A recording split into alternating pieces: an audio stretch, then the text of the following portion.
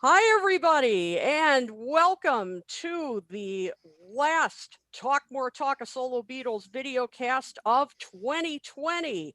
I am really glad to see you all here, and we are going to have quite a show tonight. And my co-hosts are holding up some things, and so I think you kind of know what the show is going to be about tonight. And yes, it is going to be about the album we've all been waiting for, McCartney 3. We also have a lot of news to get to as well.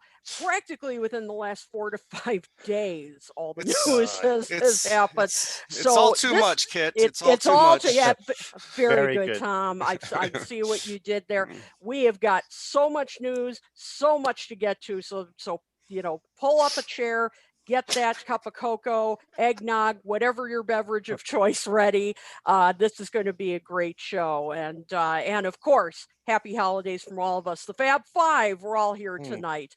So before we get to everything, let me introduce myself and all my colleagues. And I'm going to mention, even though this year has been a very interesting year, to say the least, we actually all reached some interesting milestones this year as I thought about it. So I'm just going to mention that.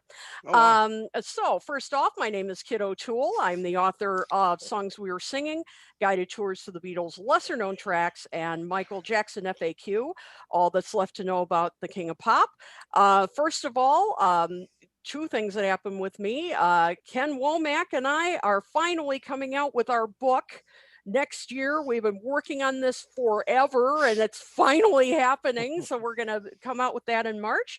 And I'm going to be teaching my first online course in January on the history of Motown. So those are two big things that happened with me this year. So I'm very excited, and you'll be hearing about those two things later on. So all right, so starting with let me start with Dr. Ken Womack down here and his two big accomplishments among many. Too many, or I think we'd go for an hour of the show. So we're just going to mention a couple here. He came out with the critically acclaimed John Lennon 1980, Last Days in the Life, which has really been one of the most talked about books of the year. Really just a great portrait of John's last year. There you go. I knew one of you would be holding it up, and highly recommended. Plus, Ken launched his own podcast this year, Everything Fab 4. So those are just two of many things that he's accomplished. So Ken, welcome back. Thank you so much, Kid. It's good to see my good friends here. Yeah, well, we're glad to have you back with us. Absolutely. All right.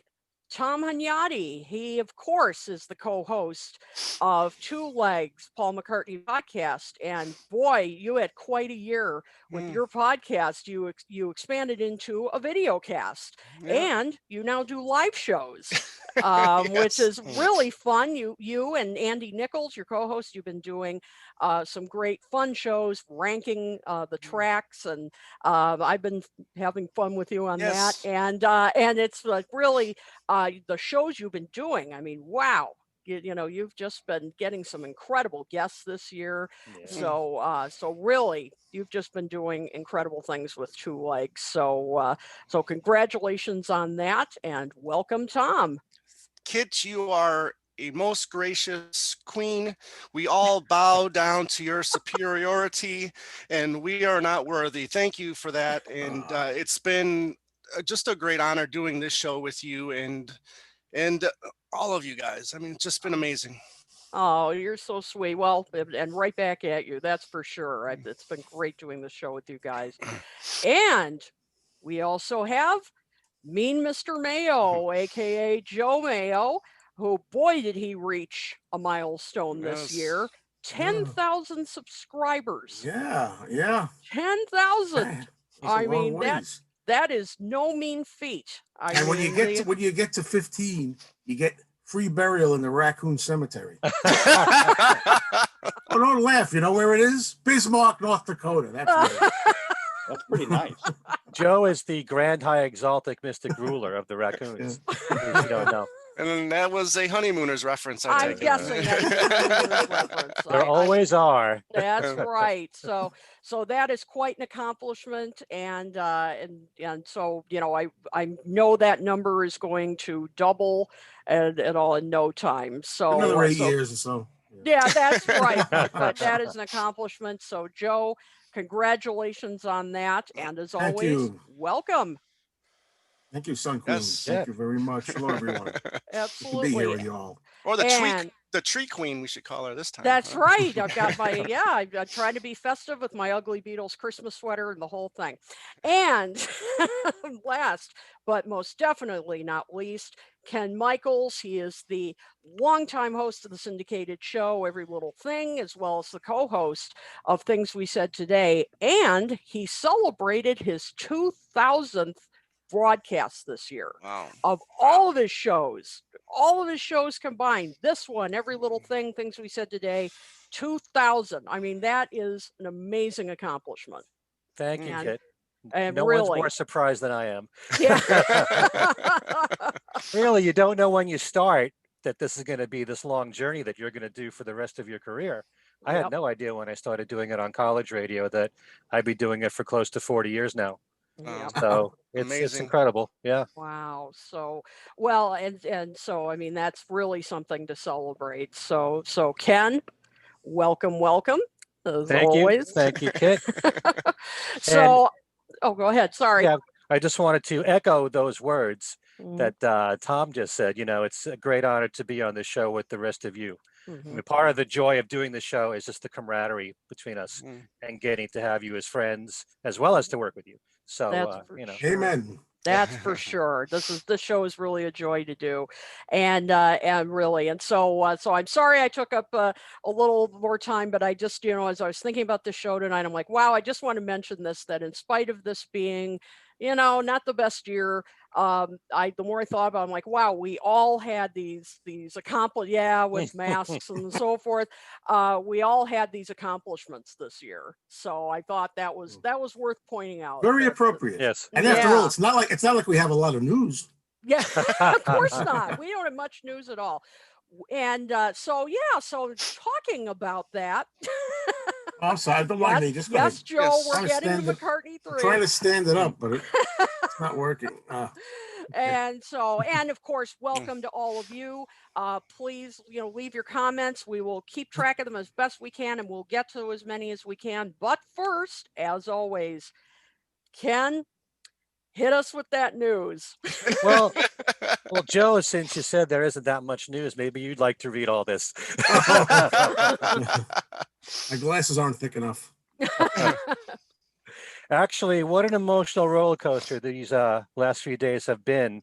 The exhilaration over from Friday with McCartney 3 and the new Ringo song and EP news, and then a major passing yesterday that we will talk about. And then today, actually last night, hearing about the new video, the sneak peek into the Get Back film. And that will be amazing.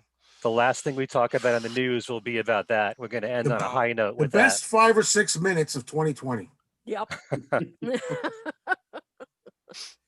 But first, I'm going to break this down by Beatle because there's so much that has I like it. accumulated. I like This is- that. That's incredible. We haven't done a show in 3 weeks. A lot has happened, some of which you may not be aware of. So I'm going to run by them as quickly as I can, and some of you will comment about some of these things. First, we'll start with the major news from Ringo.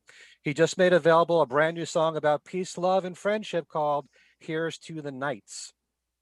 This is part of a 5-song EP called Zoom In, which he recorded in his home studio over the last 6 months. The EP is officially coming out March 19th next year. The song Here's to the Nights has Paul McCartney helping out on backing vocals, Steve Lukather on guitar, Ben Montench on piano, Bruce Sugar on synth piano, and on bass, Nathan East. Other people on the record are Joe Walsh, Sheryl Crow, Chris Stapleton, Lenny Kravitz, Ben Harper, Dave Grohl. Star-studded cast right there, and the song was written by the great Diane Warren, who also wrote another song in the Ringo catalog. Anyone know what that is? Little Not me trivia, there. just to start off the show. In a Heartbeat from Time Oh, Takes I Time like was that written song. by Diane Warren. Yeah. Now, the EP has Ringo collaborating with a variety of songwriters and producers, including Jeff Zobar on the title track to Zoom In, Zoom Out, which also features the Doors' Robbie Krieger on Right. guitar.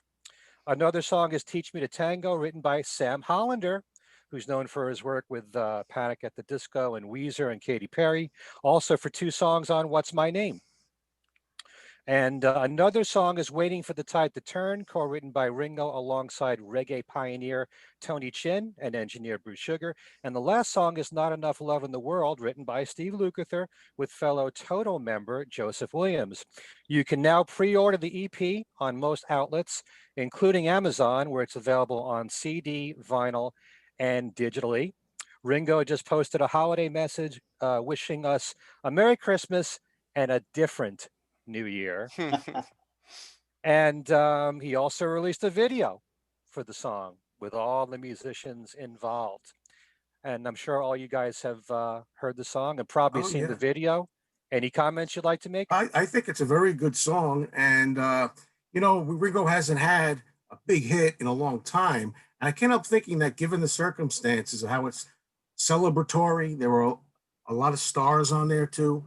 And we're getting to the end of the year, kind of like almost a New Year's song, Raise a Glass, kind of here's to the nights. There's a big buzz about it already with the video and everything. And I think, you know, if they would have put it out right now, maybe there would be more of a chance of it doing something. Not that I expect, you know, Ringo to have a big hit, but this is the closest I've seen of him maybe having one. And I'd Hey, like to sure. see that. I'd love to see it, but you know that the stations that play the top singles of today are not going to play Ringo. Well, I Although, keep thinking about all the guest stars. I don't want to make it sound like I'm taking anything away from Ringo, but I figure because of Sheryl Crow and everybody that's on there, Lenny Kravitz and Dave Grohl, Dave Grohl on there. Dave Grohl, yeah. Okay, yes. All the ones that I had read about, I just thought maybe it would be more of a communal thing and the feeling of like, let's get out of 2020, look forward to the next year. Maybe that would sell. If not, you know, Ringo would be like almost secondary, you know, to it in a way. Any other comments? I think it's a fun song. You know, he sounds great. It's you know, it really I think is a perfect theme for right now. You know, it's you know, people have been sort of likening it to George's Ding Dong in a way, which I can sort of see the comparison. You know, it is kind of, as you said, Joe, raise your glass and Yeah. Right. you know, toast your friends, and you know, so I mean, it is, yeah, it is timely. That's for sure. I think it's a fun song. I don't know if I see it as being like a big hit for him, but I think it's definitely a perfect song for him, and yeah, certainly having Diane Warren write it is a bonus because she's sure a hit maker. That's for sure. Hey, I wanted In a Heartbeat as a single. I thought that Yeah. was a terrific song. Mhm. But yeah, and there's one really long note that Ringo hits at Right. the end. Yeah. At the And end, it's, yeah. you know, Pretty reminded good. me of With a Little Help from My Friends, how he was encouraged to sing that last note. Yeah. But, Yeah, and there's a little laugh at the end. Did you notice? Ringo Yeah. laughs at the Yes. end, chuckles at the end of it. Yeah. Yeah, Well, I like it a lot. speaking of With a Little Help from My Friends, I think this is where this track really just annoys me. I'm just tired of the With My Little Help from My Friends from Ringo. I mean, it just doesn't do anything for me anymore, and the track is just okay, mediocre to me. Hopefully by the time we review the EP, my thoughts on this will change, but as of right now, I don't think he sounds good singing this song, to be honest with you. Oh, wow. Huh. All right. Different opinion. Hey, we should Yeah. appreciate that Iconoclastic. honesty. That's I my, love it. yeah, we're going through my screaming therapy right there. So that's, you know, Primal Hunyadi. primal Hunyadi. That's right. Look out. It's a new year, baby. The new Tom. All right. Well, Ringo tweeted that his new single was #1 on iTunes. Yes, that's Yeah, awesome. right. And Wonderful Christmas Time is #3 on iTunes. This is according to Ringo. I haven't checked myself. Who's to question Ringo? And the McCartney 3 album is at #1 on iTunes. We're not talking about Billboard, though. Right. Ringo tweeted, "Wow, it's a beautiful day in the neighborhood. The boys are back on top. Peace and love, peace and love. Ringo is interviewed in Rolling Stone by Rob Sheffield, and Ringo talks about not only this EP, but he's also putting out 2 books. One of those books is about his all-star bands called Ringo Rocks, 30 Years of the All-Stars, 1989 to 2019. It's a new retrospective limited edition hardcover book available exclusively online at Julian's Auctions for $39.99, with proceeds going to benefit Ringo's charity, the Lotus Foundation. It's described as a commemorative photo memoir featuring never-before-seen photos of the all-star band's 30 record-setting years in the spotlight and life on the road, compiled by Henry Diltz and Jill Jarrett, as well as exclusive images from many other photographers and members of his touring crew.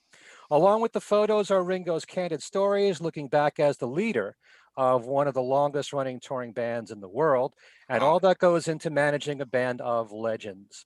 It also includes a foreword from Joe Walsh. There are sections in the book that covers Ringo's world-renowned exhibition, Ringo Peace and Love, at the Grammy Museum. That was in 2012, and Ringo's induction into the Rock and Roll Hall of Fame in 2015. And there's even a chapter on Ringo's love affair with Ludwig drums.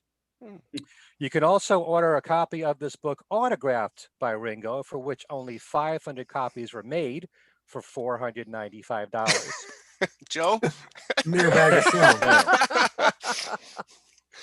And if you're interested in the book, the regular priced one or the hefty priced one, go to juliansauctions.com. That's JULIENS auctions.com. Ringo also has a second book coming out, Painting is My Other Madness. And hopefully I'll find out more about that by the next show. Ringo was just interviewed in the Beverly Hills Courier, the piece called A Rare Conversation. He appeared on the Today Show on last Thursday. All right. That's all the Ringo news. We move on to John. A few weeks ago, we saw a brand new post on Facebook saying an announcement for the new Plastic Ono Band box set will be coming in January, and that it will have 159 new mixes, and this appears on their brand new website, Plastic Ono Band. Forget it. There's not 160. They couldn't make it 160. Thanks to Kevin Martin for this information, but we know it's coming out early next year. I'm not sure if this means it's coming out in January or the announcement's coming in January. Yeah. But, Announcement, I think. I mean, because you look at it, what Paul gave us, what a good almost 2 months. Ringo's given us 3 months. You know, so yeah, I would expect that it's just the announcement, or at least my wallet hopes it's just the announcement. Yeah, really. Slow down. Slow 2021. down. Yeah. We're all going to be in debt by the end of 2021. It's oh man. Yeah, More news here. This is thanks to Tom, who sent this to me a few weeks ago. John's recent compilation of Give Me Some Truth will have an exclusive vinyl release through Target. It will be an opaque blue vinyl, and it's due out February the 19th. I'm sure Tom's already ordered it. No comment from Tom. No comment. John is also on the front cover of the February 2021 issue of Mojo magazine, issue 327, with the heading on the title, John Lennon 1940 to 1980, The Long Goodbye. And also there was a wonderful piece done on NHK World Japan TV. It's an interview with Sean Lennon discussing the new Give Me Some Truth compilation and how important it is to him to keep John's music and his message of peace alive in the world. I enjoyed watching that interview. Love watching anything with Sean. Yeah. I love anything he has to say. He's so articulate and just so heartfelt in everything that he says. Thanks to John Bazzini for that information. And one last piece of news on John. This comes from Consequence of Sound. We hear that on January the 8th, to celebrate David Bowie's birthday, two unreleased cover versions that Bowie made, one for John Lennon's mother and the other a Bob Dylan song, Trying to Get to Heaven, will be released as a limited edition 2-song 7-inch single from Rhino Records. A total of only 8,147 copies will be made, the first 1,000 of which will be cream colored. Digital downloads and streams are also being promised. Bowie recorded his version of Mother with Tony Visconti producing for a Excellent. John Lennon. This was for a John Lennon tribute compilation album Right. that never happened. Mm, I didn't write it down. I'm pretty sure that was in 1998 when okay. David Bowie recorded this. Mm. Only one news announcement here about George. Pitchfork has announced that there will be a 3-disc box set from Bob Dylan coming, and it's called 1970, which will include outtakes from his albums New Morning and Self Portrait, released that year. So this is a 50th anniversary release. This will include outtakes from the session Bob had with George Harrison on May the 1st, 1970, where they played 9 songs, including covers and Dylan originals. Among the Dylan songs are One Too Many Mornings, Gates of Eden, Mama, You've Been on My Mind, the Everly Brothers, All I Have to Do Is Dream, and Carl Perkins' Matchbox. And that is due out on February 26th. And then there's Paul. You say Maud or Paul? What is that? I was thinking the same thing there. Here we go. Let's see. First of all, it was Jeez. announced today, December 21st, a special offer from Amazon that you can order McCartney 3 as a download for only $3.99. And this offer is good for 3 days, keeping that See what he free did there? theme. Yeah, but that's a great price. It right there, is. $3.99. Paying for nothing. Physical media or bust.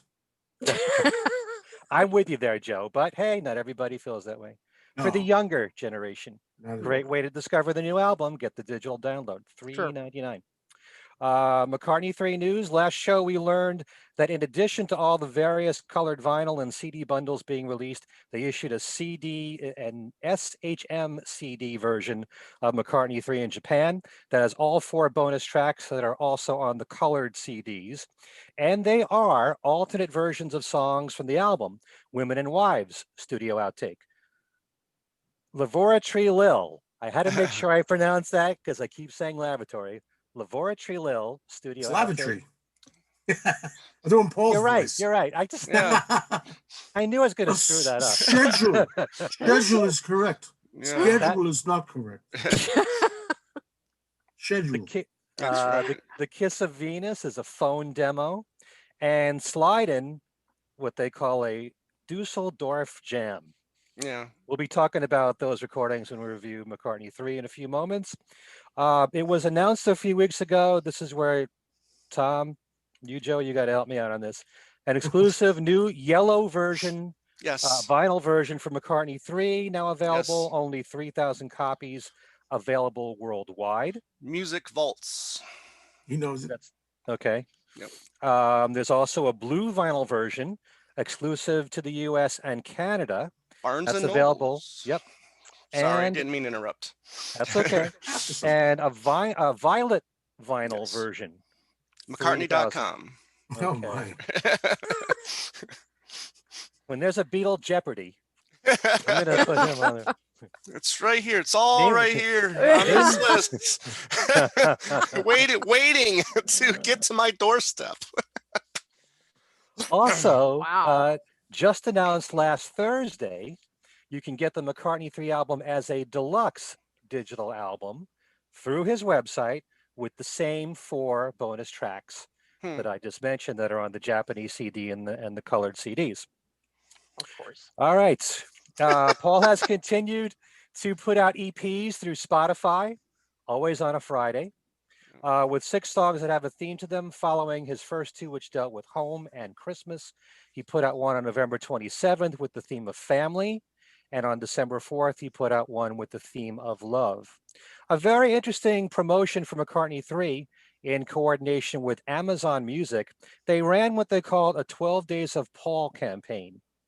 And the idea was to pick 12 major cities from around the world, display a mural in each city, which would have the sheet music for a different song from McCartney 3. And they would then encourage musicians who presumably have not heard Paul's new recordings of these songs to cover them on their own and make a video for it. So obviously, especially in this pandemic, I doubt fans would try to visit these murals, but somehow fans were provided a link to see the sheet music. They could then cover the song, make a video of it, send it to Paul's own website, and on social media using the hashtag 12 Days of Paul and tagging Paul McCartney. I have seen many of these online of various fans covering songs from McCartney 3. Some of them are really good. Yeah, I'm guessing that most of them heard him from the leaks anyways, so they didn't need the sheet music, I'm sure. It's kind of ironic that all Yeah. these covers sound very much like Paul's version. Yeah. And coinciding with this campaign, Amazon Music has launched Rediscover McCartney, a brand new, expertly curated, career-spanning playlist of Paul McCartney's music available exclusively through Amazon Music. It's an eclectic and essential collection of songs from Paul's solo catalog, 31 songs in total, from the first McCartney album through Egypt Station. A few more items here on Paul, continuing to premiere. This is 3 weeks worth here, Tom. He's premiering newly remastered videos of his solo songs Yes. on YouTube. Coming up, we talked about premiering November 20th. A few weeks ago, he premiered the remastered video for Waterfalls. And like I said, it really makes you wonder if there's a McCartney Years remastered box set in the works. That would be nice. Yep. Although you'd really have to update it since it Yeah. came out in 2004 with all the other videos that follow. Exactly. Yep. Paul's appearances and interviews. I think I mentioned on the last show, he was on a new podcast show called Smartless, which is hosted by Jason Bateman with Will Arnett and Sean Hayes. He also appeared on the podcast show, The Adam Buxton Show. That was over an hour long, really good interview that I listened to. He was also on Howard Stern's show as well. Last Thursday night, Paul was on Jimmy Fallon's show and also on Chris Rock's YouTube show, which is called Released, where they premiered the new video for Find My Way. Along with that new video, there are now other lyric videos made for songs from McCartney 3, including Women and Wives. How do you say it? Tom? Lavatory. Lavatory Lil. Yeah. 3 syllables. So it fits the beat. Okay, I'm just going to call it Lil from now on. And When Winter Comes. Right. Last Friday, he's a busy guy here.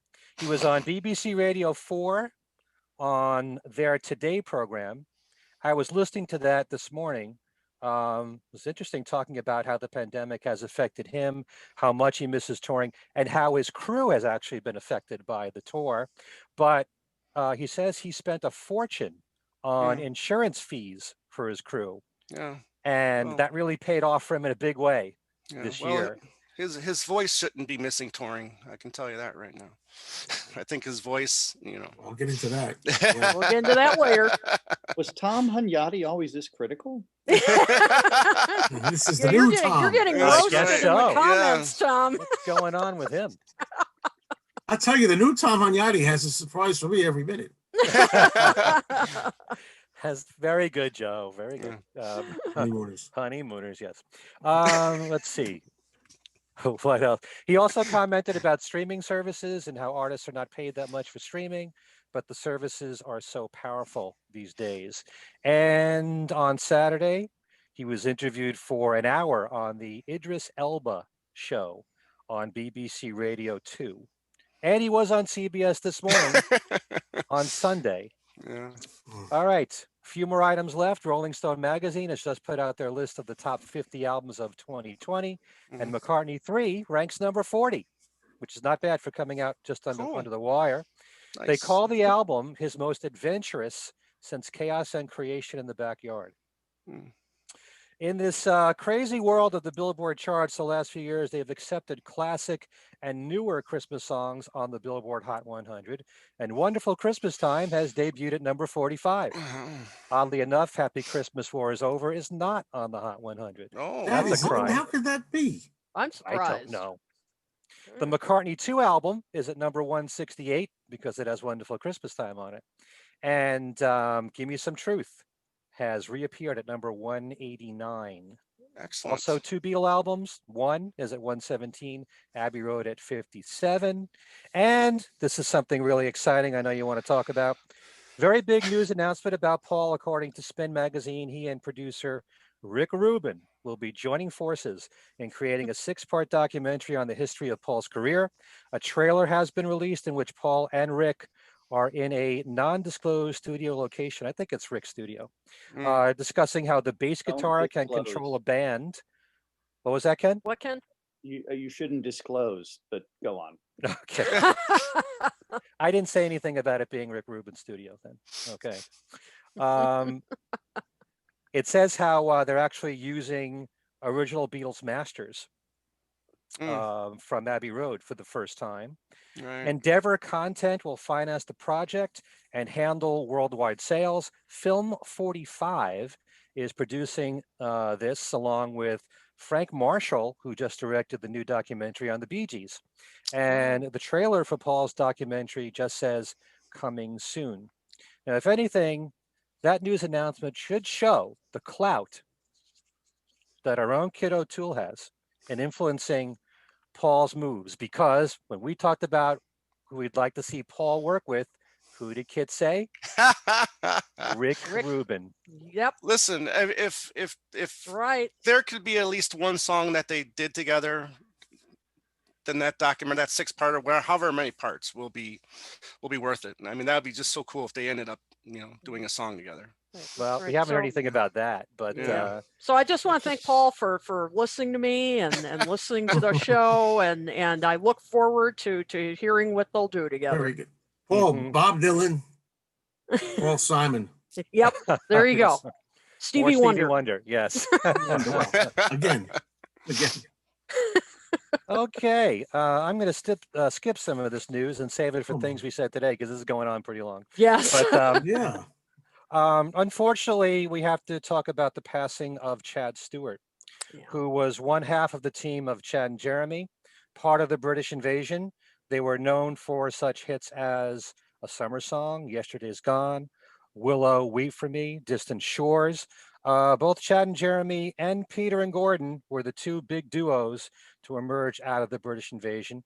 They even appeared, Chad and Jeremy, on some of the top TV shows of the 60s, like The Dick Van Dyke Show, The Patty Duke Show, and even Batman. And Chad died from pneumonia. It was not COVID related, and he was 79. Very sad to hear this. I had the pleasure of interviewing the two of them together about 10 years ago, and also Chad on his own. And the Chad Stewart, the solo one, is on my website if anyone wants to listen to it, kenmichaelsradio.com. On my More Interviews page, talks about the history of Chad and Jeremy, lots of Beatle talk as well, but very sad news to hear right there about Chad Stewart. And then finally, the most recent news, at least as of this second, is the teaser that we have now seen online for the upcoming Get Back film. There was an introduction from the director, Peter Jackson, explaining how the pandemic caused a delay for its release, and they had to continue working on it in New Zealand, where the pandemic is under control. And they presented a montage about 4 minutes taken from the film of the Beatles having fun, clowning around, and working on songs like Two of Us and Get Back. What a joy it's been to watch this, and so tempting. The picture quality is amazing. Just seeing them have fun. Oh, Not a frown to be found. No, not at all. So what do you guys think of this teaser? Wonderful. Each of you. You say. Yeah. I loved all the outfits they were wearing.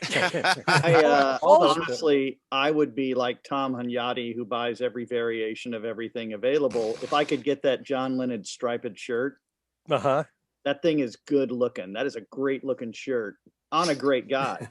I would buy. Would that it look shirt. as equally as good on you? That is I the think question. Especially with the hair.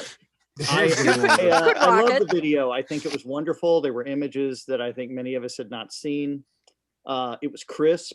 We owe a great debt to Michael Lindsay Hogg and his team for capturing the footage so well. Yes. 50 years ago, 51 years ago.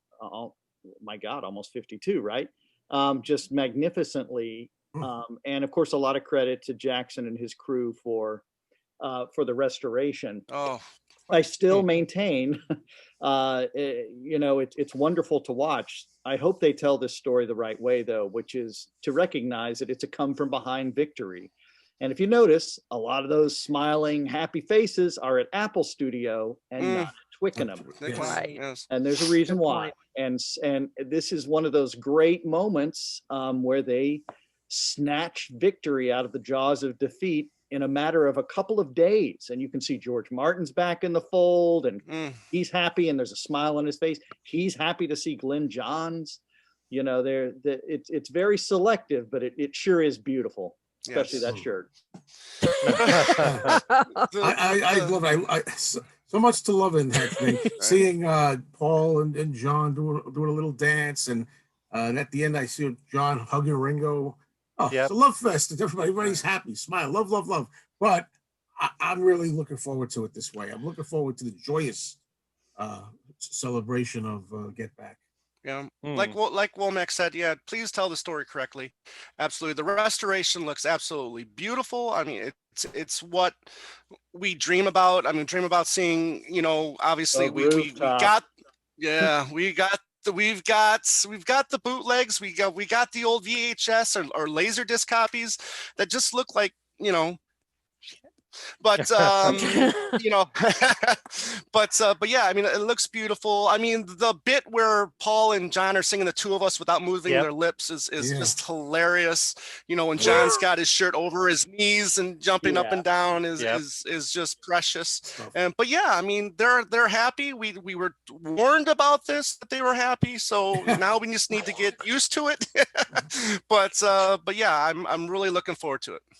Oh, me too. I mean, the quality of the footage, I mean, it looks like it could have been recorded today. I mean, I just was stunned, absolutely stunned. Absolutely. I mean, and as long as we have the other version too, which will be restored and all that, will have both sides of the story, we get the full picture, then that's great. Loved seeing, and Heather, loved seeing her interacting with Paul. Can't wait to see what the deal is with Paul climbing up the pole. What was that all story about? behind that? That had to have been Twickenham right there. That had to looked like gym class or something. Like I mean, what I want to know. I want to know what the story is there. I mean, it just really looked, and George looked engaged and how often do you see George play the drums? Yes, George playing the drums. I want to know the story behind that. There is just so much, so many questions. I absolutely cannot wait for this. Speaking of questions, the one and only Michael Lindsay Hogg agreed to come on two legs, but closer to the to the release of this. Ooh. I had a lot of questions before I saw this trailer. Now that I've seen this montage or collage, or whatever you want to call it, I have even more questions for him. Make a list. Yeah, exactly. Hey, don't interrupt. You see that scene? Yeah. They cut an F-bomb out of that scene. Yes, they did. Oh, yeah. Yes, they did. Yep. It's a wonderful little moment, in jest, of course. Yes. F-bomb in jest, but for fun. Yeah, of course. Yeah. But, it's Disney. Yep. I loved all the stuff you mentioned. I love Ringo's really bright green suit, all green. And like you said, Tom, two of us, John and Paul clenching their teeth. Yeah. Two of us. Right. It was really, stuff that we've never seen before. Brady Bunch fans. So, I'm looking forward to it. Anything I've never seen before, I look forward to. And the more information you take in, the more that you learn, the more you process, the fuller the picture that you'll get. So, I mean, I'm sure if you have the complete 85,000 disc bootleg of the Get Back sessions, you've probably heard a lot of this, but to see it is what I'm really, looking forward to. Absolutely. Yeah, we're running out of our, I was thinking as I watched those video images, we are running out of our Holy Grail moments, aren't we? Oh, yeah. So what are the Holy Grail moments left in the Beatles story? You got Carnival of Light, which few people have heard, the complete tape from September 1969. Those good bits of it are now available. The 27-minute Helter Skelter. I mean, once we have the full rooftop concert, once we have a restored version of the Let It Be doc and and all of this other wonderful footage, what is left to us out there that we don't have? Yeah, that's true. What are the big mysteries? The other 54 hours. Yeah. Which actually, Get it quite all honestly, on I wouldn't video. want to see all of it, I don't think. And obviously, I would. Neil Aspinall took a lot to the grave. Yeah, true. Mal. Yeah, Mal, he did It was too. nice to see Mal in this footage. Yes. Yeah, Yes. that was beautiful. Oh, yeah. That was great to see him. Absolutely. So a lot of live that's- image, a lot of live shows too. I mean, I think would be a great thing to have, whether it's a complete show like the Budokan stuff or the last show. I'm worried about the performance of Budokan. yeah, It's not going to be good. yeah, not going to be great, but for I guess for completist reasons. But yeah, so I'm just happy with everything they put out. It's like I'm not greedy. I don't have to have everything on tape, every breath. And I'd like to see more come out, but hey, I would love to see all 54, 55 hours on video myself. Who wouldn't? We're not going to get that, but yep, that'd be wonderful. Yeah. Great. Okay. All right. Is that so all? That's the news. All the news? Yeah. Well, I edited. That was edited down. That was edited down. Oh my gosh. Oh wow. All right, everybody. I could. Tom was rubbing his hands, so I think he's ready to go. All right. Before we start, I think it was Maria mentioned that when we were talking about Paul and Rick Rubin that Paul should collaborate with me. From your lips to Paul's ears, Maria. All right. So moving on. All right, McCartney 3. Now, we all know the story behind this. He recorded this during Rockdown. I know we've all heard that term, and some people said they've had enough of their hearing He coined that phrase because it seems like something that anybody could think up, but it's very good. Very good. I never heard anybody say it before till him. Yeah, that's the first time I heard it. I guess he's turned, that's it's cute. But we know the story. He did that, and and this he has now, I don't know if he's completed the trilogy, but he's decided it will be a trilogy. What if it's a tetralogy? Yeah, or tetralogy, that's right. Who knows? Or a quaternion. You can also call it a quaternion. Yeah, that's right. Those are the only two I have, though. There you go. We'll stop there. And called a ham bone. 4 strikes in a row. Yeah, there you go. So the hype has been really big on this. I think all had expectations coming into this. So why don't we start this discussion with general impressions? And I'll say, I didn't quite know what to expect coming from this. I didn't know if this was going to be, hearkening back to McCartney 1, or was this going to be kind of an experimental vibe, like McCartney 2. And I want to throw out to you guys and see what you think is, in a way, I think this is kind of a hybrid. That on the one hand, you do get some elements on here that are more acoustic and harken back a bit to McCartney 1, that homespun feel. But then there are some tracks on here that do have that experimental feel, not so much of a synthesizer, but are more extended and have that sort of that feel to it. So it's a bit of a hybrid, but it also, what some of it could have been a Fireman album for me. So it's really, it's not what I quite expected, and in many good ways, and it's more adventurous in some places than I thought it would be. So it was a real mixed bag for me, and surprising in a good way. So Ken Womack, why don't we start with you, because you wrote a great review on Salon a while ago, which I encourage everybody to read if you haven't already. But Ken, what were your overall impressions when you first heard it? I found it to be just a great, wonderful breath of fresh air. I adore just from the way it begins with that incredible lick on the acoustic guitar. You know, and my memory banks may be failing me here, but I don't think I've ever heard anything really quite like that from Paul. And I thought it was a tour de force, really from that moment forward. It just blew me away. And it never really stopped doing that. I won't say it's a perfect album. I bet Paul wouldn't say it's a perfect album, but it really riveted me in ways that he had not done in a long time. And you know what it is? It's the most intangible but greatest part of any musical fusion. It's what made the Beatles superlative, or the Who, or you name it. And that's energy. It has an energy to it from beginning to end. Even the postscript from 1992, I guess, at the very end fit seamlessly, and it participated in its own postscript kind of way in that energy. The playing is just top notch. You know, to hear him work the drums or the keyboards, and all of his wonderful guitar work, that down and dirty, let me roll it kind of bone crunching guitar stylings. And I was reminded, I've now written a second piece, by the way, on this for our friends at, I guess, Beatle Fan, where I elaborated with the help of our good friend Joe Mayo, Mean Mr.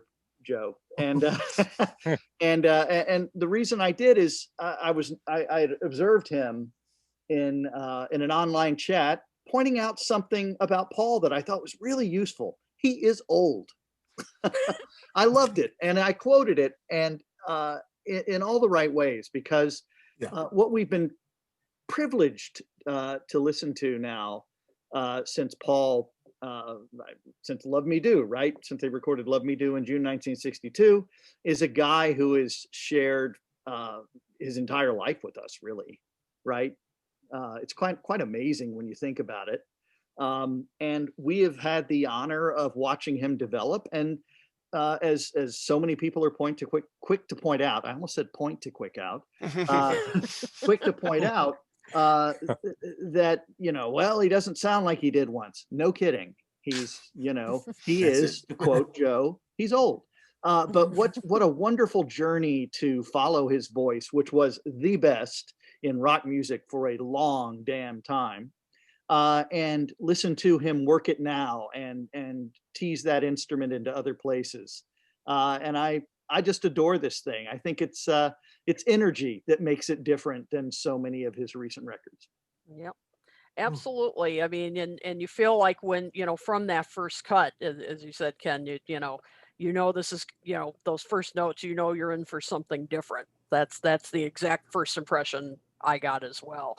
So, Ken Michaels, what do you think? What were your first impressions when you heard this? Well, I've learned to never, ever give a review after one listen to an album. And the first time I heard McCartney 3, I was completely underwhelmed by it all. But by the third or fourth listen, I was really hooked. It's the same thing I went through with Egypt Station. But kind of like what you were saying, Kit, I was expecting something closer to the first McCartney album, more so than McCartney 2. I kind of felt like Paul was in that mood for a lot of acoustic stuff.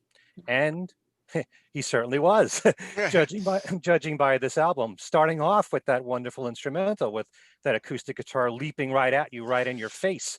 You know, to have an acoustic guitar instrumental up tempo like that, I don't think he's done much of that. I mean, like Sing Along Junk, which is not up tempo, you know, to start an album that way. You know, one of the great things about following Paul is that he is unpredictable. You really don't know what direction he's going to go into. And after a few listens, I'm starting to feel like a lot of fans who, and I'm remembering when Egypt Station came out, and I remember hearing fans saying, "Oh, it reminds me of Ram mixed with Tug of War." Well, you know, when I listen to this album now, it reminds me more of Chaos and Creation in the backyard because of the simplicity of the production. Not that it's all simple, but it's very organic. And the production on Chaos and Creation, what Nigel Godrich brought, was like they were, you know, glorified demos, that they were just right. Everything was just mixed right, not overproduced, not overlaid with a lot of different instrumentation, just what was necessary. And, you know, as I listen more and more to this album, I've listened now, I think it's 11 times.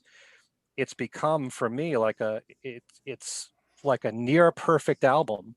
There's always songs in the very beginning that you like initially. Find My Way, absolutely. First Yes. listen, What a great video loved for it. that, Yeah. too. Yeah. Yeah, but then there are other ones that, you know, took a while to grow on me. And it is very much, in some ways, a combination of McCartney and McCartney 2. Nothing like the McCartney 2 Temporary Secretary type songs or bogey music. There's nothing like that in here, but it is a very organic feeling album, closer to me like McCartney. But I will explain later on why I say Chaos and Creation a bit more. Yeah. But yeah, I really have grown to love the album now. Hey, yeah, it is a slow burner. I found that too. Absolutely. Tom, dying to hear what you think. Well, listen, I'll be honest with you. You know, we got the announcement. It's excited. We're only 2-year wait. I mean, how much happier can you be about that? Only a 2-year wait. And then, you know, after a couple hours, after spending, you know, several $100s because of all the different variations, my excitement kind of waned down a little bit.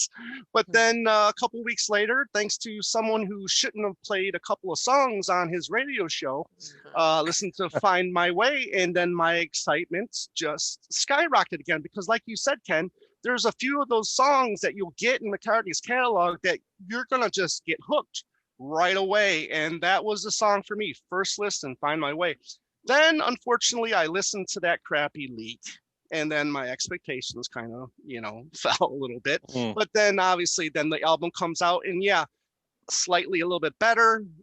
Third time listening, I'm really liking it. Sixth time listening, I'm liking it more than Egypt Station. I mean, the layers on this album, I'm really appreciating. What I really love is that there's no flavor of the month producer on this album. I love it's just Paul McCartney and him trusting his instincts and just getting back to basics. You know, I mean, yeah, it's, you know, you get the Beatle-y here and there, and you get the acoustic, and you get the, you know, the piano, but it's just him. And then, you know, with besides one track that is in question, I think, but it's just him, and I'm really just enjoying this every time I listen to it, and I haven't tired of it yet. And I'm really looking forward to listening to this more, but I'm really encouraged by this. I think that the break from touring has done his voice some good. I think that the writing is maybe subpar in some places, but like Ken Womack said, the instrumentation on this album is just top notch and just makes up for the weak parts of the album, which I think there is a couple weak parts on this album. But all of his playing is magnificent. However, I do feel, even though the drums and the guitar work is phenomenal, I think what is Paul known for? His bass. I think that is just like a little slacking here and there on some songs that I think could have used a really classic McCartney bass line that just wasn't there. But all in all, this album for me is, you know, it's gold right now. All right. So yeah, so it was a real slow burn. And I think that's a good point too, that he wasn't working with flavor of the month producers. I mean, that's not always bad. No, it's not always bad. But yeah, I like. There wasn't any, as far as we know, there wasn't really a lot of outside influences on this album. It's just McCartney finishing projects that, you know, he's had in his back pocket, like for so many hundreds of years that, you know, I'm sure he's got 5 to 10 more albums in his back pocket as well. But yeah, exactly. But it was refreshing to hear, just him. Yes. You know, doing what he wants to do. And I agree. That was really refreshing to hear. I completely agree. It's all right, Joe. Take it away. Haha. The link was going around and I had an opportunity to listen to the link, and I just wanted to skip that for whatever reason and just wait to hear the actual disc. Not so much sound quality, but I thought I'll wait till I get the disc. I'll listen to it that way. And not every time do all of Paul's albums appeal to me right away, but this one kind of hit me pretty quick that I enjoyed what I was hearing. Now, Find My Way right off the bat, I was surprised how much I liked it, only because people who had heard the Link already, they were saying to me, they don't hear a single on this album. That's what I kept hearing. It's not really, I wouldn't call anything a single on here. Find My Way, a great single. It's a great opportunity for a single. So catchy, poppy, commercial. And, on all these stickers on the album, they say here, contains Find My Way, featuring Find My Way. So it's almost like it's the single, more or less, And I want to mention Paul's voice. I mean, Tom mentioned it a little bit, and in a good way, I want to mention it. Because a lot of criticism about it. I've done criticisms before when I try to be what I call, fair. As I said, Paul's 78. Somebody said to me, well, he sounds old. I said, well, he is older. Right? No, you said old. You just said he is old. I'm sorry. When I quote the Mayo, I want the Mayo quote. Yes. Well, you did not say, which I will now take the liberty of saying. The person said, well, I said, well, he is old. The guy said he sounded, well, he is old. Yeah. But here's the deal with it. I think, like Tom started to say, that I think this rest from touring did Paul a great deal of good. And I think that his voice sounds smoother. And I notice it not only in the songs, but even his speaking voice. I've noticed it when I'm listening to like the Howard Stern interview or any of these other interviews that have been going around, BBC and such. He sounds like an older gentleman now, but it's not as hoarse as it was. I think resting his voice was a good thing. And I think he also seems to be writing more to suit how he sounds now. And utilizing his voice in such a way with the falsettos and things like that, and knowing how to sing the songs too better to take over from his age now and how he can complement his age with the music. So that's the first thing that I noticed. And right away, I liked I'll say 9 out of the 11 songs.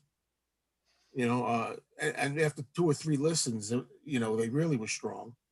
And then even the 2, which we'll get into later, that I was a little lukewarm on, I'm coming around to as well now, which, as Ken says, it's really hard, on a first listen. Some people, it's so hard. But yeah, I mean, this is amazing. I mean, I listened to just see what you did. I've been listening to it now. I mean, it's got to be 15 times. I've had it in my car. I'm driving distances. I'm spinning it over and over again. I had to take a break from it at one point. That's how I liked it a lot. I had to take a break. It was have you listened to it with headphones on yet? Not with the headphones, no. I got a great system in my car, I will say. It really sounds. The car is Joe's headphones. Yeah, that's my headphones. Right. That's the Mayo phones.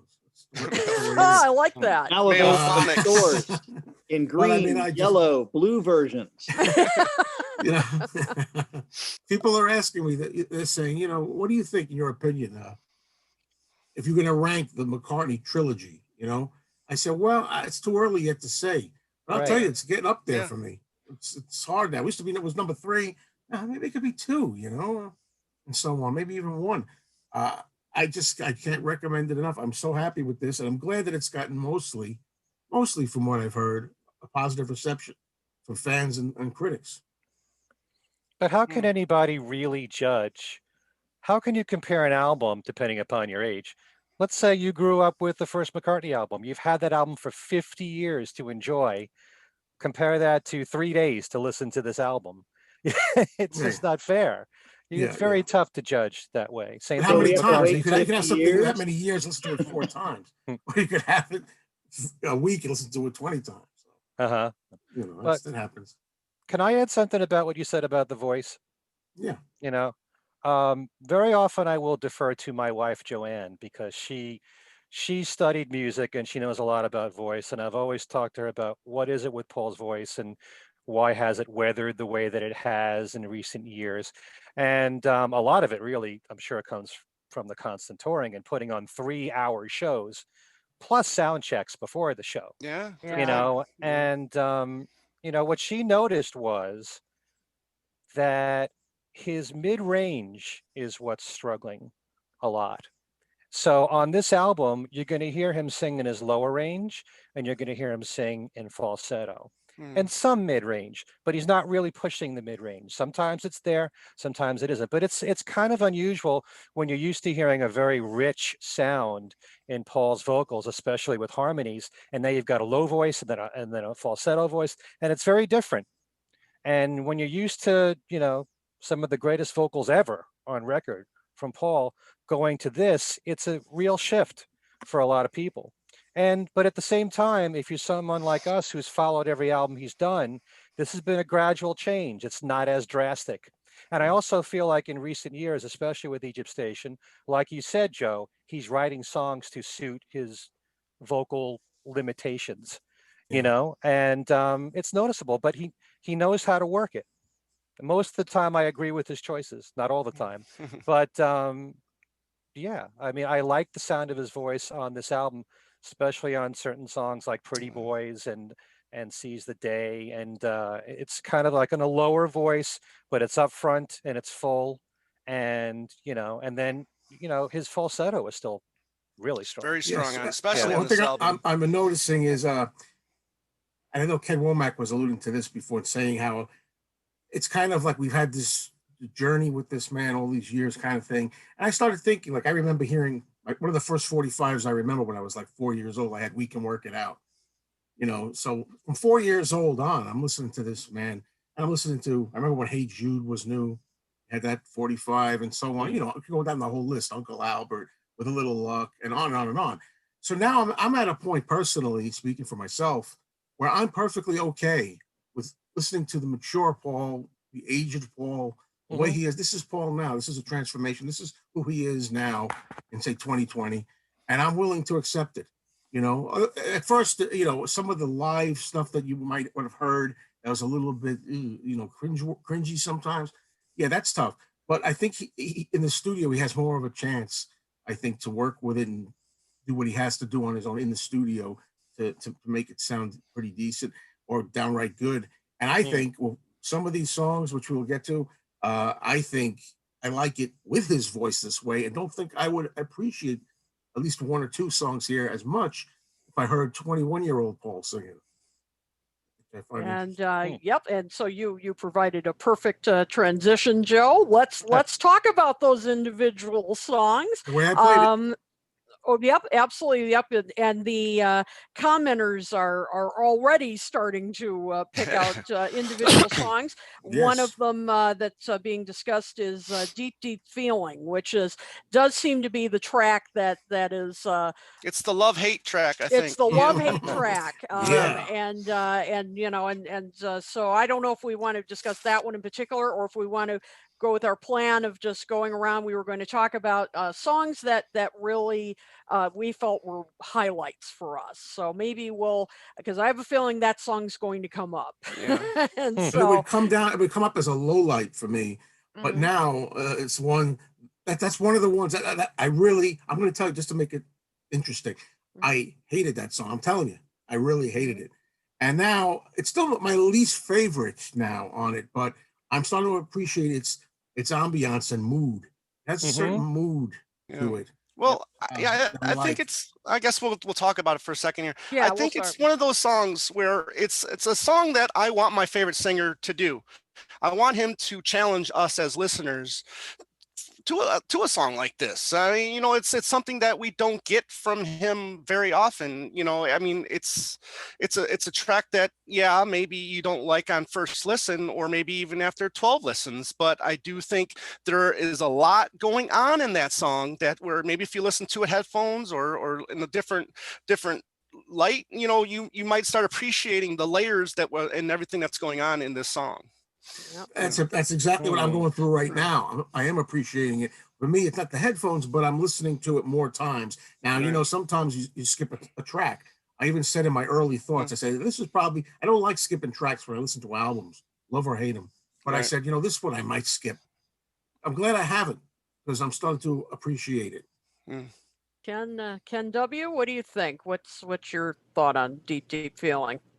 I really had no issue with it the first time I heard it. And I wasn't in Joe's car, which is where we all aspired to be. I want to be in that car. And let me just say, phone. I'm sorry to interrupt, but let me fit that in. You know, I was in the car, and you're going to see it in the video I do. I got some of the sunrise while I'm listening to that part in the middle where he sings up the high register, that bit, kind of in the middle. I really like the part when he says, sometimes I wish it would stay, sometimes I wish it would go away. And the combination of that, folks, along with in the car with the beautiful sunrise and captured on camera, that was like, wow, what a great mood. Do you have one of those scented things in there too? I don't even have. I could use a fuzzy dice for this album, but there you go. Just hang the green CD on the dashboard. Yeah, I can always hang the cassette from it. There you go. I wasn't in Joe's car, even though I aspire to be in Joe's car. And I one day, because Joe, I don't think lives very far from me, I will get into that car. Yeah, you got to do it. In any event, I like the ambience of that song a lot. And I did hear it on a very fine Bose Tower system in our theater, which sadly is empty right now during this period here at the university. But it really, that really did add to it, you know, as high quality audio does. So it was good with me from the beginning. Excellent. Ken, what about you? I was disappointed the first time I heard it.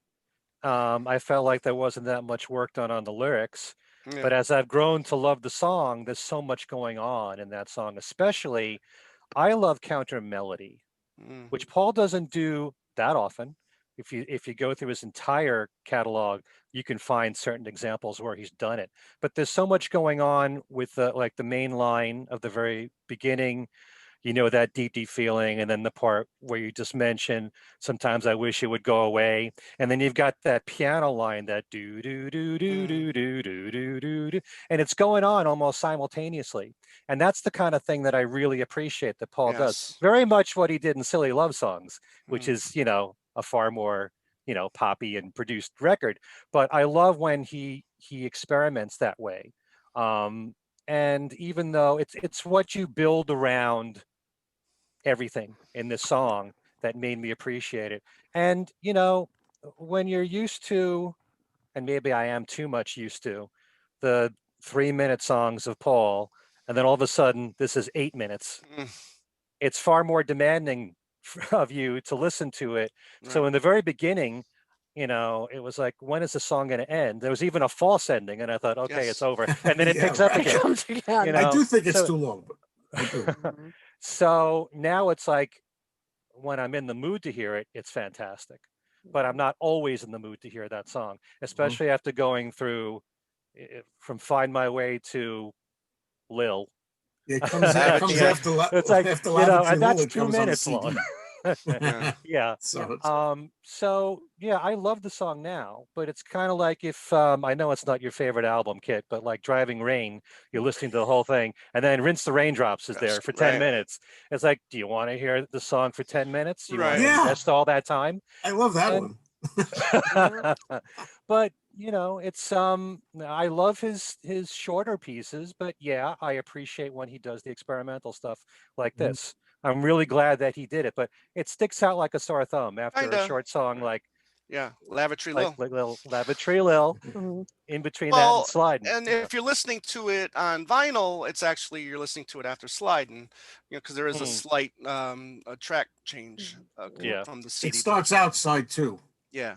By the way, I just happened to think, I saw photos of this online, and I thought, oh, that would have made a great cover. I hope they use that for the back cover. Yeah. I'm glad. Beautiful picture. Yeah, that is a great picture.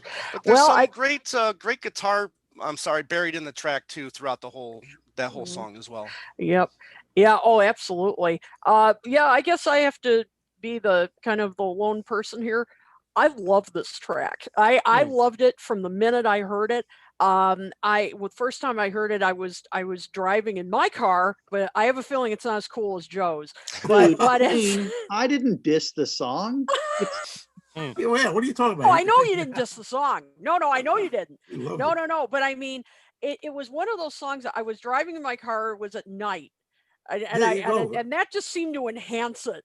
Like, kind of like you were saying, Joe, about the mood of it, at night. And it was like, coming home running errands and just hearing this, and you're just like, what is this?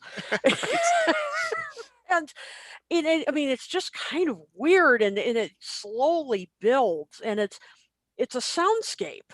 It really is. And listening to it in headphones is another experience too, as you were saying, Tom, that and it just gradually builds and builds, and and you hear all these different instruments, as you said, these guitar parts, and then and yes, there aren't like, there aren't extensive lyrics in this. I mean, it's basically Paul sort of riding this groove. He builds this groove, and then it's these occasional lyrics, but I don't know, it just works for me. I think it's I love this experimental side. Yes, it's a tad too long. I will say that he probably could have cut off, like a minute or so. And I will grant everybody that. But I just thought, wow, 78 years old, and he can pull this off. This experimental, meditative kind of thing, that he can still do this. Right. I mean, I think that's incredible. And he's struggling with his emotions too, it seems, in it. I like the way he's like trying to sort it out, kind of. I mean, it's just so meditative, and I just thought that is one of the more exciting, for me, one of the more exciting things he's done in a long time, because it's just so different and it's so experimental. I love it. And is that why you said it's fireman-esque? Yeah, exactly.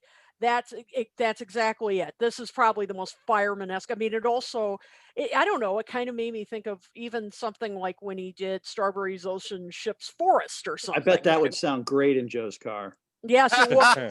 I don't have it on CD. We'll send a copy to you, Joe. I have a vinyl one. Somebody asked Joe if you have a Starbucks in your car. I don't know why. Joe only drinks Gregory's coffee. It's a little known secret. No coffee. No. Yeah, Robert Henry asked that. Okay. 6 years. But anyway, so that seems to be the song that's splitting everybody. It's really very interesting. So okay, well, so we've discussed that. What were some of the other highlights for people? Tom, how about you? What were some highlights? Right. I mean, right off the bat, Find My Way. I love the coda that we've been getting some good codas from Paul lately. I especially the Dick Dale style, little surfing style guitar playing there at the end. Amazing, wonderful. Amazing stuff. When he repeats, I think it's verse 1 where he's doing his just kind of like talking through the verse and then his falsetto at the same time. I think that's a really nice effect on that line. I dig that. Pretty Boys was one of the tracks that I didn't really care for at first, but it's been really growing on me, and I love the line, a line of bicycles for hire, objects of desire, working for the squire. I mean, there's some really good stuff in here. I don't think it's his strongest lyrically album, but it's not bad. What he does with his voice on Women and Wives is pretty interesting. Some cool stuff there. Obviously, Slidin', which I think is the track we should probably talk about, because this one, if you remember, Rusty Anderson did an interview like a month before this album came out, and I think he did say that there was a track that he and Abe were on, and I think this is the one, because then I think that part of the interview disappeared overnight. And I really think, because they're on the credits but under engineering, which just doesn't make sense to me. So I do believe this was and it was done during Egypt Station, because it's Greg Kirsten's name on there as well. So this was a Egypt Station leftover, which is a really good track. Yes. So, but a great rocker, which you just don't get a lot of rockers from Paul over the last 25 years. And this is just amazing. It's just what I would just love more of, that cut me some slack, sliding, Yeah, you took Yeah. stuff like that we just don't get. One of my favorite lyrics, it's very psychedelic in my opinion. I can see my body through windows in my hair. It's just really his falsetto is amazing on this album. Kiss of Venus, I think, is just a great track. I love the harpsichord that he plays. He's got some really good middle eights on this album that I think are pretty strong. And I'll tell you, Deep Down, I find is one of my favorites. It's kind of Rinse the Raindrop style in a way, because he's just repeating the same verses over and over again throughout the song. But this is the one where I wish he just had a better bass line on, or a stronger bass line on. I think it's a pretty funky song. There's those fake horns in there, and how great would it have been if there were some real horns on this track? Yeah. And I think it's like there's a mellotron in there. He's going on in there too. Yeah. That's really good. And then When Winter Comes, obviously I'm sure a lot of you guys will talk about that one track too. And I think it's a fine closing track. And it's good just to have, knowing that there's something on here that George Martin used that name, seeing that on a McCartney record. I love that too, Tom. And it's like restorative, right? Because Right. Linda was still around, and I don't know, I was thinking of all those things too. Yeah. So again, I can be more critical about this album. But I don't want to be. I'm really enjoying what I'm hearing. And there's just not a lot of negative that I can say about this album. Maybe in time, maybe I'll get a little bit more, maybe after another 30 listens, maybe. But as of right now, this album for me, fatigue. Yeah, this album for me is, I just can't stop kissing it. I love it. TMI, Tom. I love it. I don't care. Kiss of Venus. I'm telling you what, me and my CD, we're out of here. See you guys. Nice. Okay. So Ken, what do you think about moving on? We'll leave Tom's privacy. Ken Michaels, what do you think? What are some highlights for you? Well, most of the songs. Basically, there's only two. That's Did you easy. expect No, anything there's only two that I have a problem with. Okay. One of which is Slidin', and I love the song, and I love the heaviness of it, and I love that it's got that great rock feel, but I don't like how his vocals are pushed so far back in that song. Like that. Yeah, I kind of agree with you, Ken. on one track? One track for the effect? Yeah, but I would rather, even with his voice being strained, I'd rather have it up front for a rocker. It won't bother me that much. I don't I don't mind when he plays around with his vocals sometimes, but when you can't hear it that well, when you feels like it's 20 feet away from the microphone, I don't go for that, really. Especially if it's a song that I really love. It hurts me even more that I don't hear his vocals. His older voice doesn't bother me at all. I'd rather hear him straining and being up front. It's kind of like, remember when we heard Early Days the first time? Right, yeah. And it was a shock to hear it. Now I'm really used to it. It doesn't bother me. Oh, no, I think it suits that song perfectly. Exactly. Yeah. So, Slidin' is a great song. I just wish the vocals were up front. I don't know if he's doing it because he's trying to hide his voice or anything. I think maybe for the effect of the song, the heavy rock effect of it in the back. I think it's intentional. I don't think it's because of that, but I didn't ask him. I didn't talk to Paul, so I don't really know. That's what I'm thinking. But when you shame treasure all that the, voice, I'm sorry, and shame all these interviewers for not asking more detailed questions about these songs. Exactly. In these interviews. Shame on them. Yep. I'm sorry, Ken, to interrupt. But go ahead. Yeah. The only other song that's kind of a disappointment, and yet the song is always in my head, is Deep Down. And the main reason why is because, and I say this about certain songs that Paul has done, where it's basically a chorus and nothing more, repeated over and over and over again. And kind of like Deep Deep Feeling, it's what you build around it that makes it interesting. But Deep Deep Feeling has so much more going on compositionally than Deep Down. It's just the same thing over and over again. And I love the sound of the organ. It really fits that song. but I say this about certain songs like Cosmically Conscious. Yeah. You know, it's not a full song. It's a chorus repeated over and over again. Christmas Time Is Here Again, I've always said, is not a song. It's a chorus, and it works because you insert the Beatles bits in between. Right, right. That's why you it like is an it. actual song, though, right? It is. I know, but I'm talking about I'm just more checking, Ken. developed. I want to make sure everybody's good, going into 2021. But I mean, I can listen to Cosmically Conscious for like 30 minutes. I could. I I love like that the sound of it so Cosmically much. Even if you say it depends if which is interesting to me. If you like what you're hearing, whatever it is, the melody, the way the line sounds, I could listen to it like Bip Bop or something. I could listen to them go on with that Bip Bop stuff for a long time because I'm digging it. And I'm the same way. I mean, I'm still Yeah. digging deep down. I'm just saying, compositionally, Yeah. I want yeah. something with a little more effort. You know, Understood. the Beatles were known for breaking all the rules. Not everything had to be 2 verses, a chorus, a verse, a chorus. You know, you can go through their catalog and find it starts with a chorus, or what is Wild Honey Pie? Is that really a song? Is Can You Take Me Back really a song? We can all question that. Like very short. What was that? I just said they are all really songs. But I know what you mean. Yeah, I just would rather see some more effort, in what leads into the chorus of Deep Down. It's a great chorus. It's a great hook. It sticks in your head, and I love it for that reason. But everything else, I always gravitate towards Find My Way Through Lavatory Lil. There you Say go. it? Hey! There's hope for me. Those 4 songs in a row are killer. I really love Women and Wives a lot. And when I said that this album reminds me of Chaos and Creation, that particular song, Women and Wives, reminds me a lot of At the Mercy. Yes. There's I something never about thought of it. that. Yeah. Very laid back, simple Tone. piano.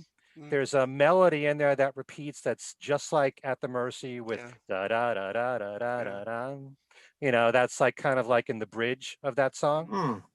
Someone else pointed that out in a review. I said, "Oh, you heard the same thing that I did." I never heard Pretty Boys, for some reason, reminds me more of On My Way to Work. And a lot of the songs, maybe it has to do with where it's sequenced on the albums, because At the Mercy is song number 4 on Chaos and Creation, and Women and Wives is song number 4 on this album. On My Way to Work is number 3 here. Pretty Boys is number 3 there. When I heard Find My Way, I was thinking of Ever Present Past, song number 2.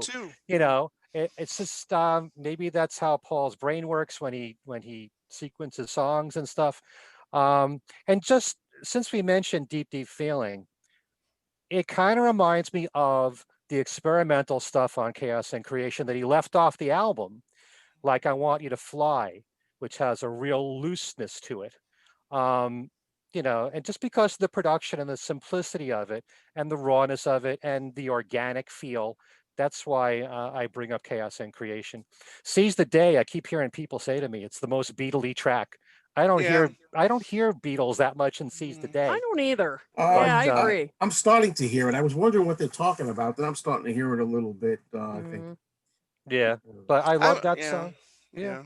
Really, I basically like all the songs. I just have trouble with 2 of them. And Kiss of Venus is a great acoustic song. The fact that he's doing it all in falsetto, I love it. It would have been, if it was on the White Album, it would be a classic like Blackbird. As far as I'm concerned. That sounds to me like a certain softness, that song. Little bit, the middle 8 kind of, he gets in these rhyming ruts, I think, sometimes. And you get this middle 8, in Kiss of Venus, lake, take, awake, shake, break, awake, and it's kind of like, what am I to do? If I don't have you, I'll be feeling blue, just sitting here without you, So, so every once in a while you'll get a track that, he just gets in these rhyming ruts. But I still enjoy it. But the Seize the Day part, I really love that first verse. I think it's kind of reminiscent of happiness, or Happy With You in a way. But yeah, I think I can kind of hear the Beatle-y thing, but yeah, I don't really see it. Yeah, I don't Okay. hear that in Seize the Day. Yeah, and everybody's been saying that. Oh, it's so Beatle. What I do hear in Seize the Day is, for me, I think it's a better version of Do It Now from Yes, yeah, a couple of people Station. mentioned the similarities to Do It Now. Do it now. I mean, he sounds like Is that how it sounds in your car, Joe? Stop. He sounds like that anywhere. It sounds so labored. He's like labored vocally. But Seize the Day, I don't know, more natural sounding to me. You know what I mean? I don't know. Yeah. I like his voice to going high, like the way he's been doing that. And also, I kind of have mixed feelings, kind of like what you had said, Tom, about When Winter Comes. Yes, I love the fact that George Martin is represented here and everything. But here you are with all these other songs, and you're used to the older Paul, and without ever being told. I mean, we all knew going into this album, When Winter Comes was a song that he recorded the same time as Calico Skies. But if you weren't told that, you would know that's not a new vocal. Right.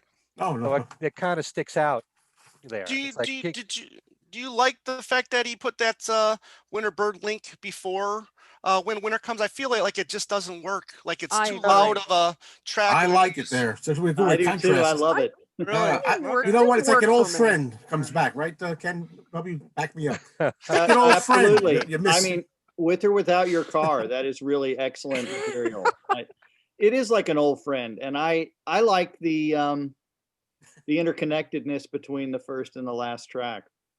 You know, and it's almost like a dividing line that sort of separates or borders off, you know, the 1992 Paul from the rest. Although again, you know, I'm surprised I'm saying this, but it didn't feel out of place to me. It felt like a natural part of the album, you know, which I credit to his ability to tell a story using the long playing form.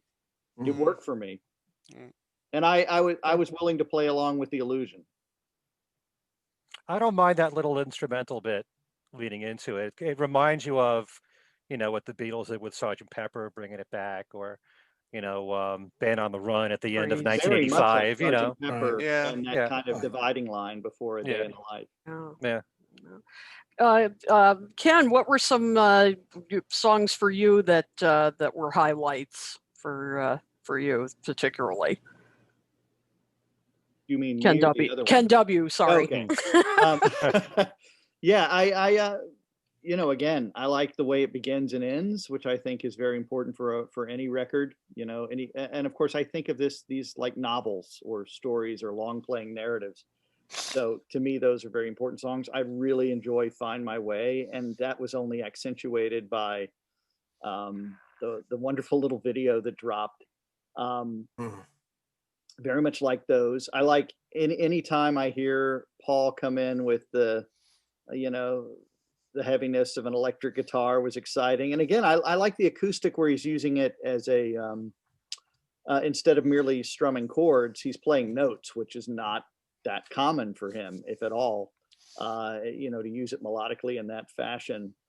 One thing that has nothing to do with the question you just asked, and the highlight for me is the musicianship on the record. But I was very curious that with so many excellent tunes, that there was nothing dropped in advance in terms of a single or a teaser, like you so often see with Apple Music, for example, iTunes, where a song will be selected in advance, you know, as representative. That didn't happen here. That was kind of curious decision. Yeah. And yet we got 500 different shades of colored vinyl.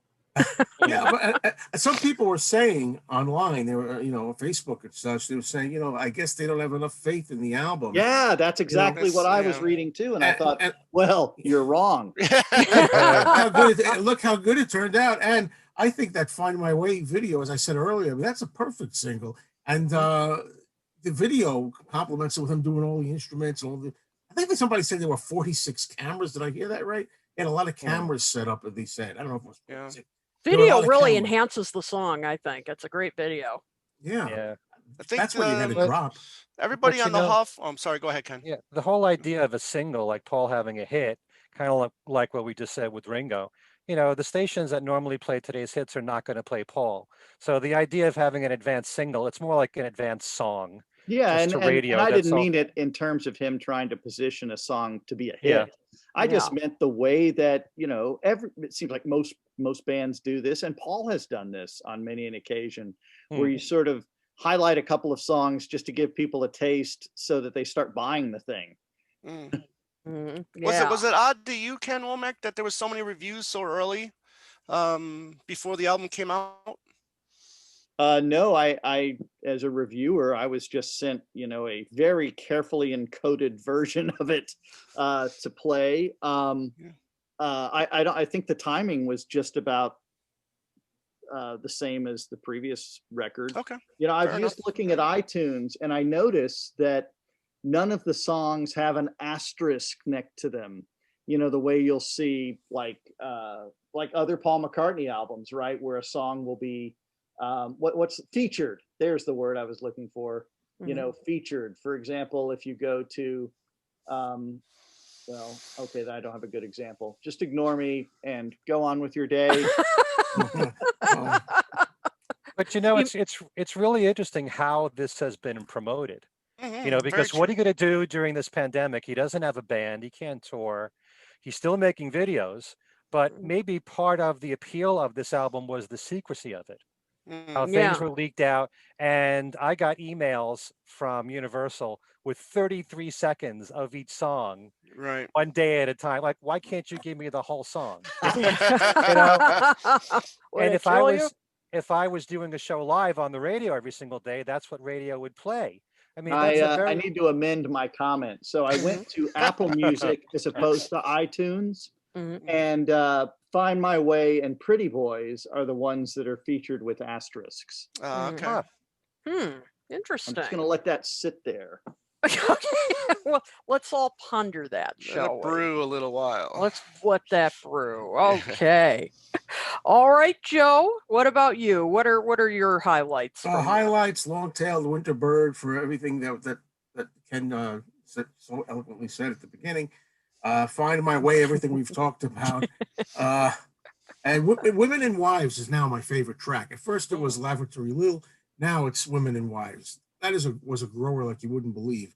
And I absolutely love Paul's voice on that. A lot of people, myself included, you hear a vocal like that.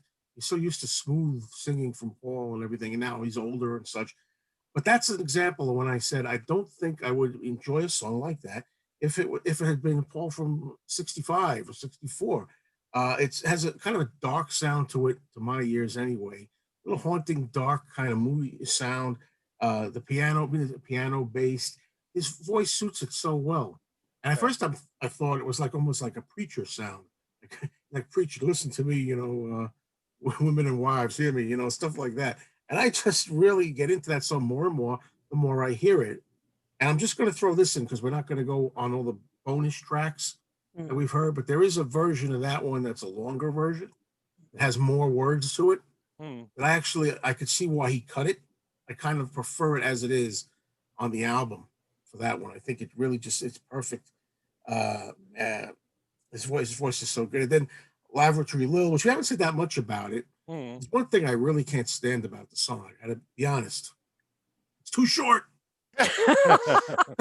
We're talking about songs that are too long, right? I mean, that sometimes it makes you hunger for more. I hunger for more when I'm hearing that. It's just fun. It's just bouncy rocker. The lyrics are fun. And supposedly he's somebody he didn't like, he's going after here. And everybody's saying to me, it's Heather, isn't it? It's got to be Heather, right? And I'm saying, wasn't that kind of obvious, though, if it was Heather? I mean, why have, I think it probably is, but we don't know. And Paul hasn't said, but tell you. Yeah. But like, why? Of course, the most obvious thing people would say is Heather, right? That's why I'm thinking maybe it's somebody else. Somebody texted me and said it was JoJo Lane. That's who it What do you was. think?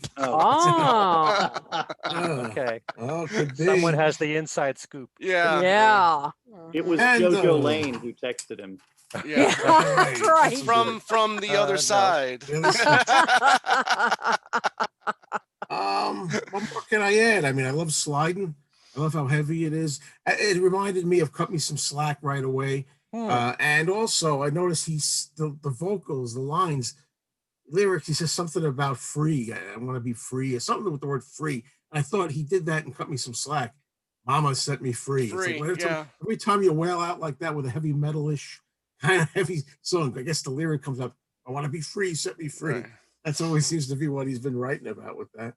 And Seize the Day, you know, another favorite. And I love When Winter Comes. I think it's a perfect ending to the record, and it's released in winter. I'm probably going to associate this winter with it. I've spent a lot of time, and it's been snowing here too. I just think it's a perfect ending, even though you can tell right away it's probably an earlier. You know, when you hear it, you can tell it's a different voice from earlier. People were asking me. One guy said, "You know, I really he doesn't sing that bad right anymore today. That last song he sings so well on it." I said, well, that's from 1992. I said, gee, never mind. Sounds great. Kind of so yeah, I like every song, even ones I didn't mention. I like Kiss of Venus. I like Pretty Boys. They're all growing on me. They flow into each other perfectly. It's not a very long album. It's a perfect length. 44 minutes. Some of them can be over long. The only one that I don't care, Tom, sorry for, is Deep Down. I mean, again, I can listen to it. You know, I wouldn't skip it, but I just feel, you know, lyrics are weak. But exactly. As I said before, it doesn't matter because I love bip bop. Right. What it is. Yeah, but I mean, but like for every weak lyric, there's a great instrumental somewhere. Well, that's the thing. You know, it's a little personal thing, and sometimes you're like, well, gee, I like the groove of this song so much, or where it's going and the ambiance of it, and I don't mind that he's just saying whatever it might be over and over. Right. Other times it's like, gee, I'm not really digging this. So why you got to say those lyrics don't mean anything? Yeah. It's funny how sometimes the simplest lyrics could work, you know, if you dig in the song. But this one, it's not one of my favorites. I think the two deep songs on here are my least favorite. Mm-hmm. Although, as I said earlier, I'm coming around significantly all of a sudden. Deep feeling. Carly Simon. Yeah. One thing I wanted to add about song. Lavatory a little, is that, you know, I love the song. I feel it's a little bit tame on this record with Paul playing all the instruments. That's one I'd love to see him do live with his band. Yes. I think that would really be fun. Actual bathroom. There you go. I've seen a lot of people say that, Ken. I was going to say, really? I've heard that a lot in the comments. Yeah. Lavatory Lil and Find My Way, I think, are the songs that people would like to see him do live from this album. Right. Yep. Yeah. But Deep Down has a great groove. Yeah. Like you said. Yeah. And that's why, and just to close out my thoughts on this, is just that I think there is something in every song that a person can appreciate. I don't think there's one song that just flat out sucks. I think there's just something in every song that I really appreciate. Yeah, I'm to the point I can enjoy the album all the way through, every song. You know, even if I have a couple lesser than others. I mean, I'm enjoying the whole ride with this album. Getting better and better as you listen to it. Oh, right. Yeah, and I think that's a good point, because that's what I was going to say. There's nothing on here that I hate. I mean, there's really nothing that I out and out hate or anything. But yeah, for me, the highlights are Long-Tailed Winter Bird. I mean, when that kicked in immediately, I thought this is going to be good. I loved his guitar on that. I loved that opening riff. Almost had sort of an Indian feel to it. You know, I'd love to, you know, I liked his drumming on this record. I mean, I mean, he's not Ringo, you know, he's not. I mean, he's never been like he's not Buddy Rich, but he's, you know, but the snare. Yeah, exactly. but he did some good drumming on this record. But definitely give him credit. Yeah, absolutely. And I just thought that was a great way to open the record. You just know you're in for something different with that opening. Lavatory Lil, I thought that was such a fun track. You know, really kind of, I mean, it was such a great put down, but it was funny. I mean, it was a funny put down, and he just sounded like he was having a blast recording that. Really did some great stuff with his voice. I mean, with lines like, you know, rolling in the hay, the way he, you know, the way he stretched out his voice. Just and I love the backing vocals. Of course, he did for himself. Yeah, and you know, Ken, at first I was like, I was having fun with the backing vocals the first time. I'm like, that's nice. And I pictured these other people singing. I said, wait a minute. This is all Paul. He's doing it. Exactly. Yeah, that's the thing. I was picturing like a bunch of drunk guys in a bar. Like, that's it for Lavatory Lil. You know, I mean, that's what it sounded like, but it was hilarious. Yeah, I would love to hear that live. I mean, it's just really funny. And some people were complaining about, oh, it's lightweight. No, come on, it's fun, it's funny. He liked, you know, it was a light moment on the album, and it was well done. I've already talked about Deep Deep Feeling, great track in my opinion. I am going to I'll get to that in a second. Sliding, we've all been talking about that. I wish the vocals had been brought up a bit, but other than that, great rocker. When I heard it, I thought, wow, Dave Grohl really rubbed off on him. Oh, I'm telling you, that was very Foo Fighter-esque in my opinion. Boy, was it ever. I mean, it really was. All right, I'm going to defend Deep Down. I like this song a lot. And yep, Tom, I'm with you. You know, I love my R&B, and this was R&B. Yes. I loved it. Yes, I know the lyrics are not exactly complicated, shall we say? But this is another case where it's a groove. He was riding a groove. This sounds like a weird comparison, but it's a little bit like James Brown. I mean, James Brown's stuff is, I mean, his lyrics are nothing brainy. I mean, when you just read his lyrics, I mean, it's all about rhythm. And that's kind of what this is. It's about the rhythm. It's about that. It's not about telling a story. It's not about anything like that. And I just felt like that's what he was doing. He was, getting into this groove.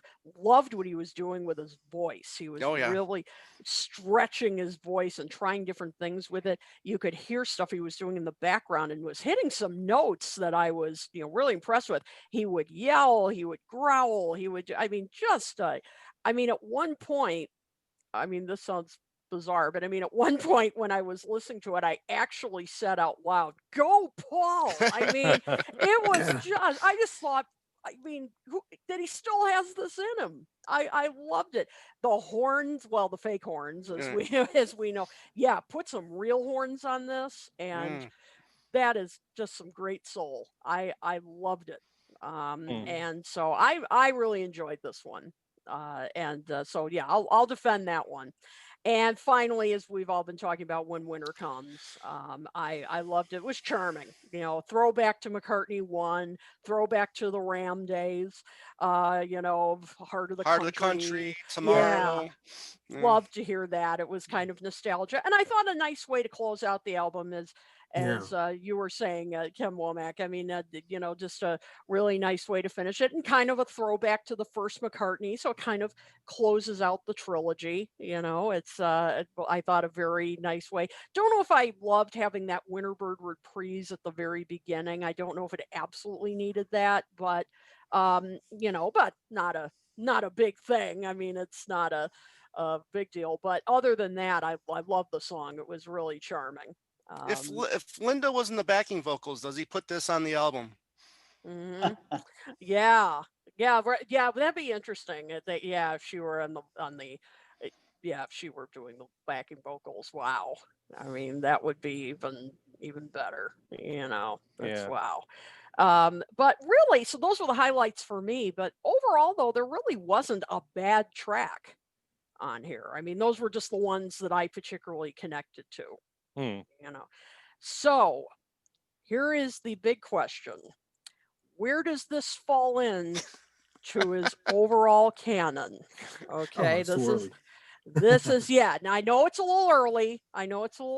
But or maybe that's not, maybe I don't know if you want to assign this a grade or how you want to, rate this overall. Yeah. Tom, what do you think? I will go on record in saying that from start to finish, this is, after a good solid 10, 12 listens, this is one of his strongest albums to date. And yesterday I gave my number while we were doing the show with Luca, and I gave it an 8 out of 10. Wow. Okay. Ken, Michaels, I know this is a tough question. I know you don't like ranking, but kind of as best you can, The new within. Ken. No. I love ranking when I've had time. Yeah, Right. I mean, I know it's kind of soon, but Yeah. within reason. Give it 20 years. I consider about 10 or 11 of Paul's albums to be of great status, 10 out of 10. This album, I would say, is more like a 9. Which is, pretty good after 3 days and 11 or 12 listens. There's one other comment I want to make about this. Maybe we can wait till the end. You want me to do it now? Oh, if you want to, sure, go ahead. There's one interesting aspect that we've talked about a little bit here on this show, and it reminds me of a review that I read of McCartney 3, where the person writing said Paul has discovered that the best producer for Paul McCartney has been Paul McCartney. And we're living in a time right now where I'm discovering more and more amongst certainly Beatle fans where they want to hear more stripped down, organic recordings. They want All Things Must Pass without Phil Spector. They want Cloud 9 without Jeff Lynne. They don't want a producer to put too much of themselves and their stamp or their sound onto Paul's music or any of the solo Beatle music. They want, more authentic, the more authentic sounds of these artists.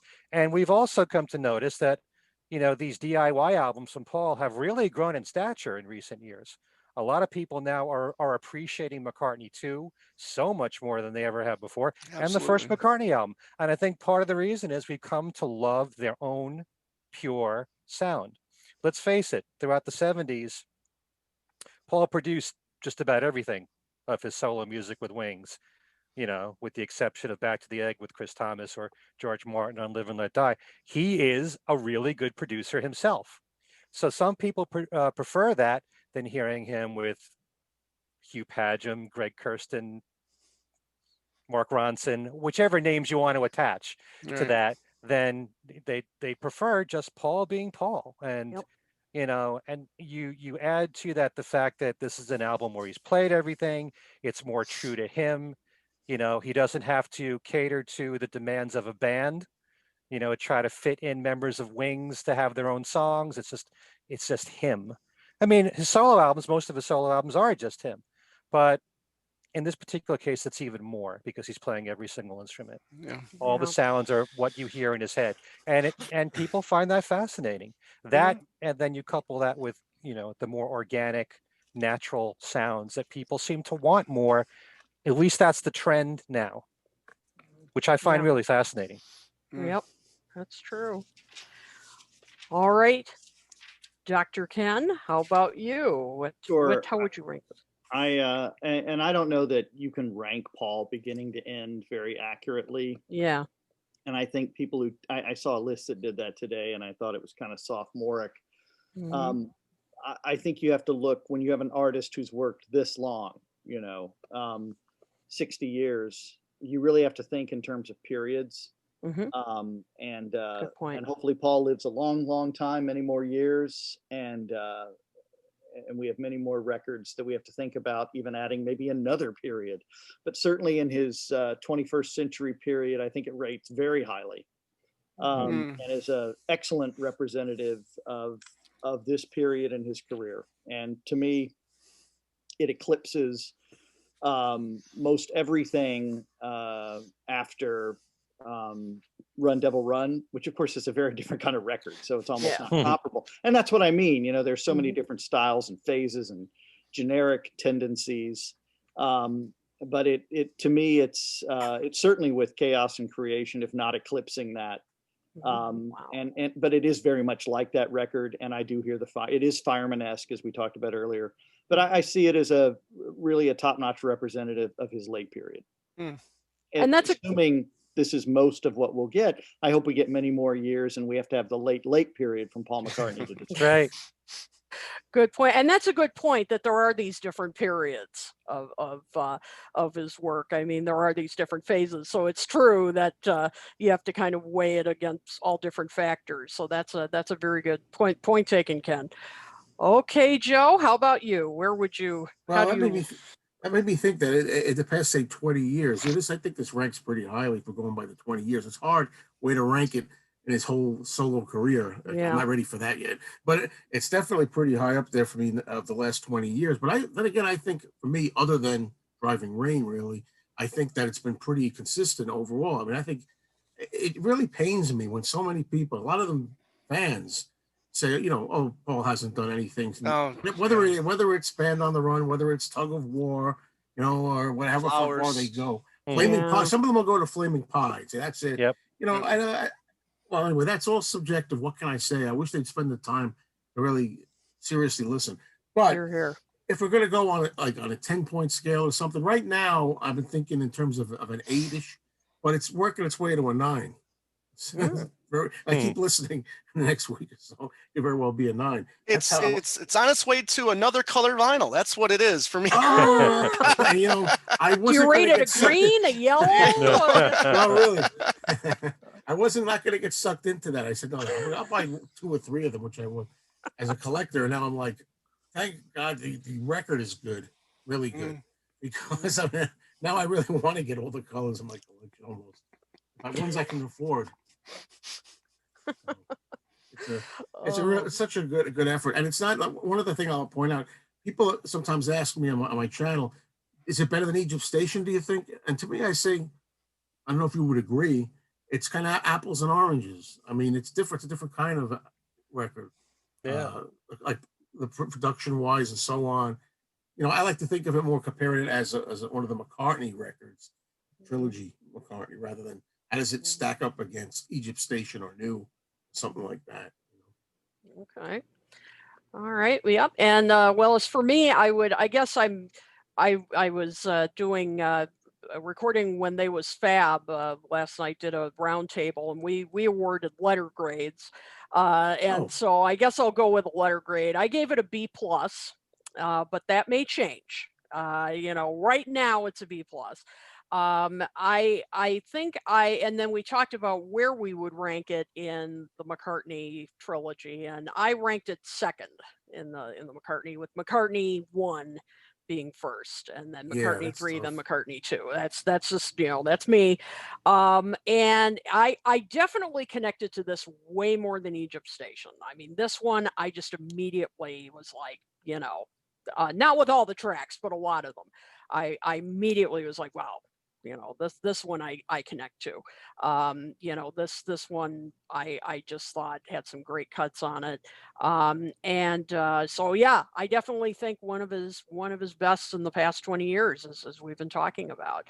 And that might be a future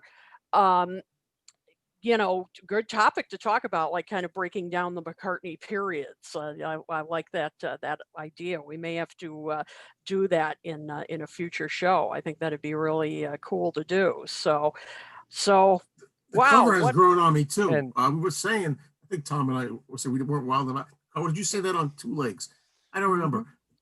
Well, we were discussing it. Yeah, we were discussing the fact that the cover wasn't, Oh, get the we were preferring the black. We were preferring the back, to the. But I do like the cover now. I think it's grown. I like this with the dye on there. Okay. Yep. I'd like to see more front covers with Paul's face on the front cover, especially when they're as good as that. Yep. Yeah. Absolutely. Yeah, that's a great shot right there. That says it all. Yeah, I love that picture. Yeah. Over the years. Absolutely. And I think this one is just as good. Yeah. Yeah, that's a good shot too. Absolutely. So Ken said he had to sign off. He is absolutely exhausted. Okay. So he had to sign off. So we'll say goodbye for him and everything when we're signing off. But he said to say goodbye to everybody. But was it something I said? No. It was the old bit. Thanks a lot, Joe. Hey, anybody, I know we're we're really like, we got to get going, but any comments quick? Yes, that's what I was going to. Oh, yes. So, boy, I mean, everybody overall, everybody is, really positive about this album. And I'm really glad to see that, because I didn't see that. I saw a lot of other comments on Facebook. I don't know about you guys, but I saw. a lot of negative comments as well. I've seen mostly But you- positive, mostly, but there's been some people. Yep. But you know that the ones that are negative are always come from people who barely have listened, who Yeah. listen to it once or twice and then want to Yeah. shoot their mouths off about it. And Or like had I their said, minds made up anyway. I know a lot Yeah. of people like that. Yeah, you know, exactly. Let's see. Edward Sosa said, I liked his vocals on this album. And yeah, we Yeah. were talking about his vocals overall were very good on this. Hmm. Absolutely. Robert Henry said he liked, he found this album easier to listen to than Chaos and Creation. Let's see. He also mentioned he liked this better than said Egypt Station had great songs and bad songs. He thought this one had all great songs. Let's see. Also, our friend Joe Manzaneo said he found it a lot easier to listen to than Chaos and Creation. And I should mention, I was going to give him a shout out because I think you guys saw he sent us a review, Yeah. and I was going to send him a shout out about Sliding, that he had also pointed out that he didn't like the vocals mixed way down, and I was going to point that out when I was giving my Oh, review, I'm the only and guy I that was couldn't going mind to that. cite him. I'm I sliding. didn't mind it either. Yeah. Yep, Oh, thank you. so Yeah. I'm yep, sliding. yep, I'm flying through the air. so That's Joe, what you were doing in your I'm previous citing you video, right right? now. Sliding in the snow, Joe? Yeah. Flying through the yeah, exactly. Let's see. We have a vote for Pretty Boys that they like from Ed.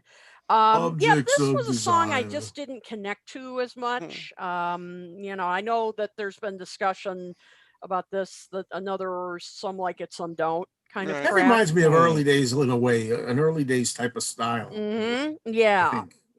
But I enjoy that song. Yep.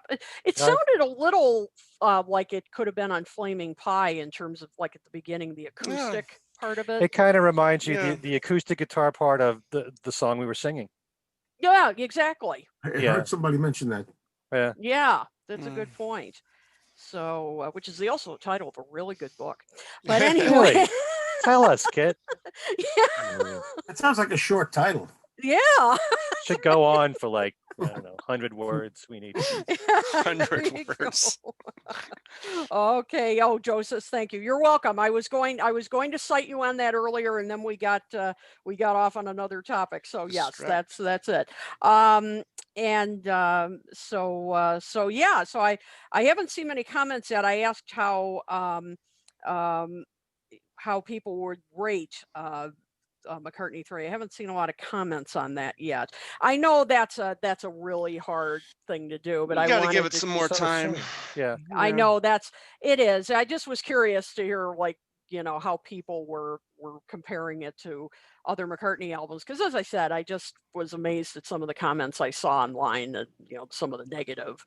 Not that I think, you know, oh, we should just say everything Paul does is on genius level. I mean, that's not true. Right. But I just was amazed at some of the really negative, you know, and people saying, oh, it sucks. And were we listening to the same album? Laughing not at it. I'm laughing at the people. Not at the... But you know, it's like I've said many times, how can you judge an album after one or just a few listens? Everybody, it needs several listens. I always say listen for a week to 2 weeks, a lot. Then give yourself a week to 2 weeks to distance yourself from it. Come back to it. That will be a more accurate reading. Exactly. You know? Yeah, So- exactly. So yeah, that's the thing. So, yep. Well, we have over 250 comments. Wow. So we will go back and read them all after the show. But we got some, you know, a lot of fantastic comments here about songs. Thank you that all people for like. doing Thank that. Thank you. Yeah, we had a lot Thank of y'all. viewers tonight. It was really fun. Yeah, this was a great show. We had a lot to talk about tonight. Right. But between all the news and McCartney 3, it was a busy. And we've got another 15 minutes to go. Yeah, that's right. Exactly. And we want to, since this is the last show of the year, we just wanted to just spend a couple of minutes to, first of all, thank all of you for watching us. we can't tell you how much we appreciate all of your support this year. You've really helped us grow. We're growing so much in viewers and our YouTube channel. We celebrated our 50th show this year, and that was such a blast. And all of you, came into our Zoom room with us. We're hoping to do another event like that again next year, right? Because that was so fun. Well, we doing had almost record. 60 people in there, right? Yep. Didn't we? It was Something wonderful. like that. That was great. We've got to do that Yeah. again. We should do that a couple times a year. We should do that. For that was sure. a great idea. Yeah. Yep. So we will definitely do something like that again. We had such a good time, and really, we can't thank you guys enough for your support. And I noticed, Ken, when you were reading the news, you were saying thanks to so and so, thanks to so and so. Thank you guys so much for sending in your tips, your news bits. I mean, really, we can't do this show without you, and for you sending us your tips, ideas for shows. And Tips this are is always appreciated. Yeah. Especially this time of year. Yeah, exactly. There's a lot coming out next year that we need money for. So come on. Right. And ideas. Don't forget ideas for future shows, things you want to see. Exactly. We would love to hear them. Absolutely. So yeah, I mean, and actually a good time to mention, you can reach us at talkmoresolotalk@gmail.com, Twitter, talkmoretalk1, the number 1. We also have a website, talkmoretalk.com, and of course, right here on our Facebook page. You can reach us at any of those places. And, we definitely want to hear from you. So we want to thank you. We also want to thank Beatle Ed, who broadcasts actually, most of our shows on on Fab 4 Radio and all of our individual shows, and also this show. So we want to thank Beatle Ed for running our show and his generosity and his support. We can't thank Beatle Ed. Thanks, Beatle Ed. Yeah, really, you can't.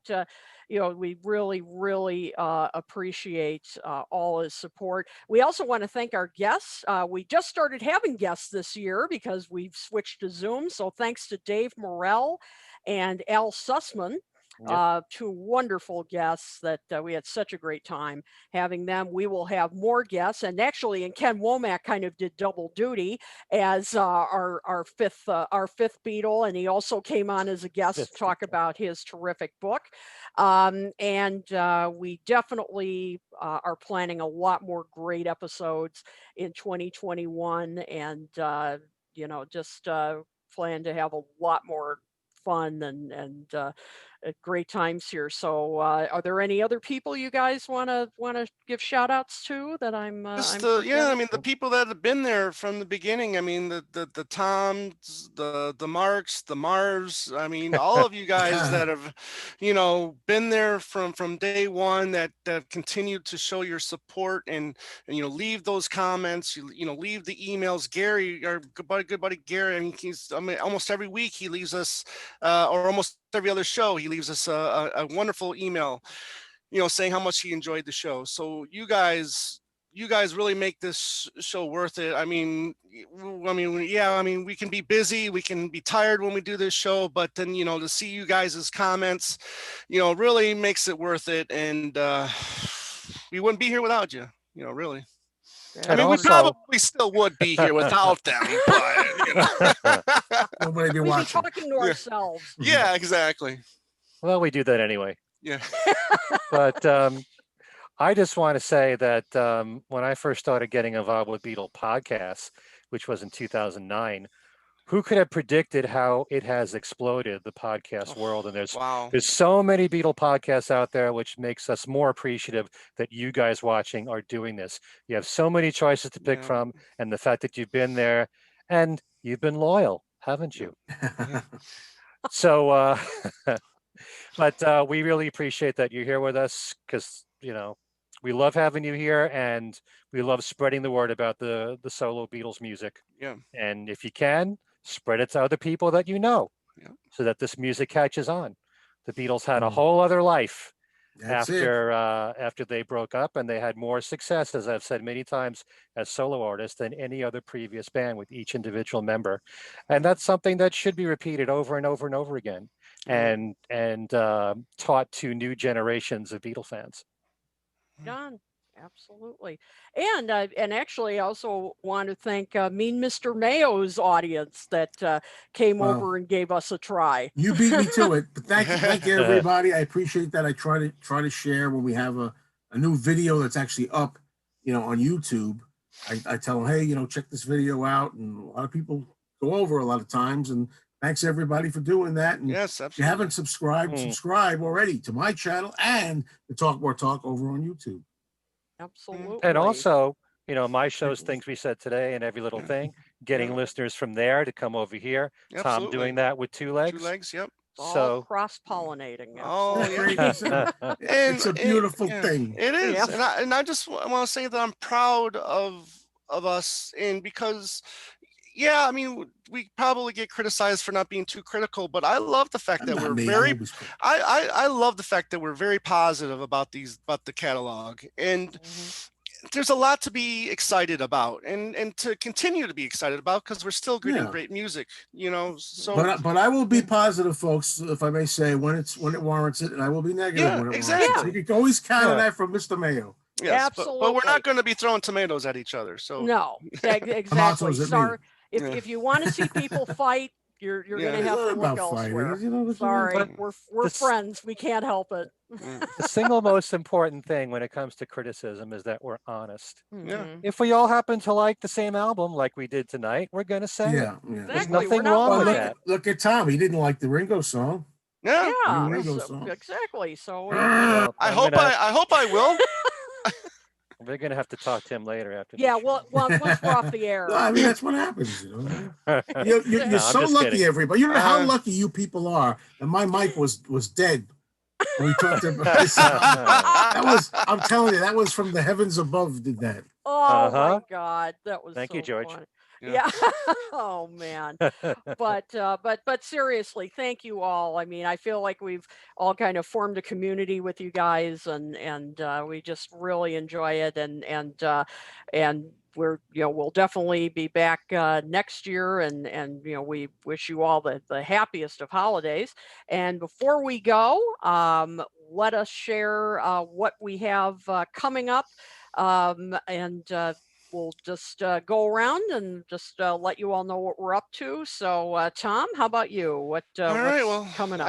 I got it written down here this time, so I can really just speed through it here. Okay. But a couple weeks ago, we had the wonderful Jerry Murata on. Great drummer, great stories from working with Peter Gabriel, McCartney, Elvis Costello, Hall & Oates, Orleans. Great stories. We had our own me, Mr. Mayo, and a couple friends, Steve and Vinny. We talked about the Up Close show from '92. That was a lot of fun. We just had Anthony Rotuno on the show from the wonderful Glass Onion on John Lennon. We had a great discussion. We're going to do a 3-part series. We just did part 1 on the 70s friendship of McCartney and Lennon. We talked about their relationship, the lyrics, the interviews, the song. We had a really great time. So it was pretty much 69 to about 71 that we talked about that. Ranking the tracks, we've had a great response from doing that. We're really trying to build our YouTube channel right now, so that's been a big part of our YouTube channel really starting to take off. So thank you everybody for joining us for that. Exciting news, we just booked Gabe Dixon, who a lot of people know did keyboards on the Driving Rain album. So we're really looking forward to talking to someone about that period of Paul's career, and then plus Gabe's career as well. Did a show with my friendly competitor, Sam Wiles, over at Paul or Nothing. We did a show on War and Peace, which we took songs from Tug of War and Pipes of Peace, and we just made one album out of it. So we had a lot of fun doing that. We just did our McCartney 3 show with author Luca Perazzi, who a lot of people know.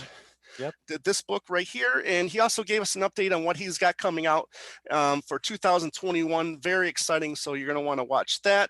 And Ken Michaels and we joined our friend Martin Quibble on his new show, Pods Like Us, which Talk More Talk will eventually be on. And we talked about podcasting. We talked about our favorite Christmas songs. So we had a lot of good fun time with that. And if you want to reach us, it's twolegspodcast@gmail.com. And you can also find us at twolegspodcast.com, where you can find a lot of our YouTube shows. So thank you, everybody. Excellent. Okay. That was pretty fast. Yeah, that was pretty good. Not as fast as mine. Busy. All right, it's like my newscast. Yeah, exactly. I need a half hour just for what Two Legs is doing. Have me go first, so I don't, because I go 2 seconds, and then I don't feel like I can't follow up with you guys. Oh, Here we go. You're I have fine. nothing to say except that I have a YouTube channel. YouTube channel is called Mean Mr. Mayo. If you don't know by now, please subscribe. I've written down a few things. I made some videos showing all the various colored vinyl. I'm not going to show it here, but I saw my videos. Every time I get one of these colored vinyl, I'm sharing them with you. And I talked about the new Get Back sneak preview that we were alluding to earlier.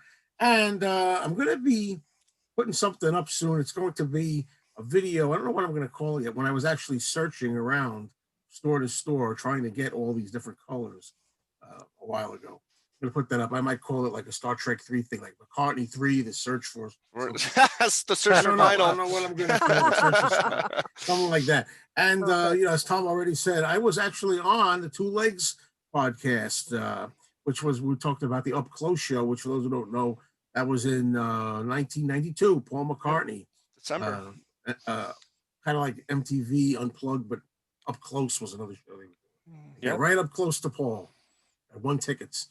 So check that out on Two Legs. I was at both those shows. Yeah. Nice. Both of them. Very lucky. Yeah. Wow. Very lucky. Very cool. All right, Ken, how about you?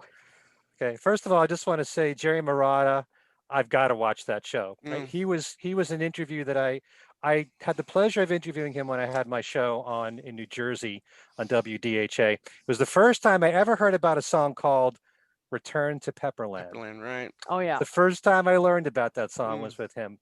And I've got to reconnect with him so I can do an interview with him too. But I'm looking forward to watching that show. Things we said today, you might know that the show has been on hold for a few weeks because our own Darren DeVivo has been suffering with the coronavirus. But I'm pleased to say that he's almost 100% recovered. Right. And we are planning to do a session tomorrow on the McCartney 3 album. So the show should be out by Thursday. You can get the show on Podbean, iTunes, and also YouTube. And please, like we've been saying on the show, subscribe to our YouTube channel for that. Also, I will have a trivia question on my website tonight, which is very, very timely. Something to do with today's date, as a matter of fact. And that will be going up after we're done with our business here. And that's at kenmichaelsradio.com. Go to the Beatles trivia and games page for that. I did an interview with Fred Velez, who's known as being a Monkees fan supreme. And he put out a book several years ago called A Little Bit Me, A Little Bit You. Now he has his follow-up, A Little Bit Me, A Little Bit You, too. What a great title. That's a good idea. Very clever what he did there. And so that's on my brand new YouTube page, Ken Michaels Radio. We talk about Monkees and Beatles connections, and also the history of the Monkees and all the great songwriters that they had on Monkees records. So he's the guy to talk to for that. And again, that's at Ken Michaels Radio, my YouTube page. And please subscribe to that too. Paul or Nothing, the podcast with Sam Wiles. I just did a show with him recently. We talked about Paul and our top 3 reasons why we love him and top 3 criticisms of him. That recently went up.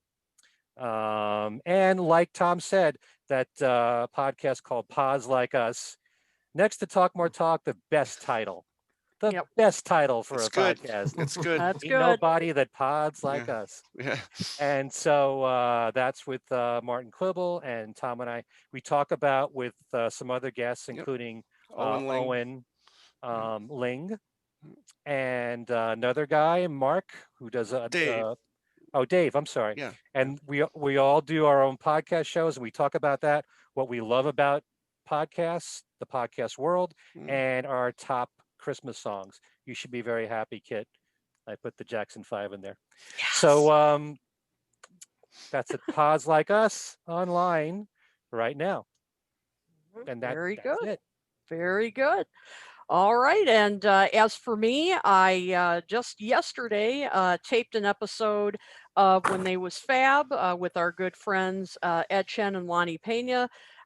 We did a roundtable along with another good friend of our show, Ethan Alexanian and Mitch Axelrod, and we talked about, surprise, surprise, McCartney 3. And we had a great time talking about what we liked, what we didn't like. That will be going up probably this week. I think it'll be a two-parter. So just look out for that. Should be on the When They Was Fab Facebook page. I'll put it up on my Facebook page as well. So I think you'll really get a big kick out of our discussion. And as I mentioned at the top of the show, I will be starting my my online class, History of Motown, next month, January 28th. There's still time to sign up. I will put up the link again on my Facebook page and our Facebook page as well. It's 3 sessions, only $50, so it won't break the bank. I am preparing the course as we speak, so I think you will really enjoy it. It's taking the history from the moment that the label was founded until present day, in terms of, you know, how the label influenced music even today. So I think you will really, really enjoy it. Lots of music, lots of conversations. So so do check that out. And you know, keep an eye on my Facebook page for more details on that.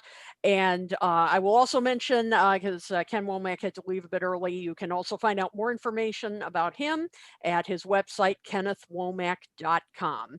And if you want to follow about him and his cats, you can also find him on Facebook. So so I think that's everything. It was about 15 minutes, maybe 16. I was looking at my clock. Okay, so I thought I was being way over the top when I said no, that. that was pretty much it. We nailed it. All right. So, well, thank you again, everybody, for joining us. And we all wish you the happiest of holidays, and let's all hope for a better, safer, healthy new year. So Indeed. Yes. indeed. So on behalf of Tom, Joe, Ken, and Ken, this is Kit saying peace and love for 2021. And seize the day. And seize the day. See you guys next year. Bye. Same time next year.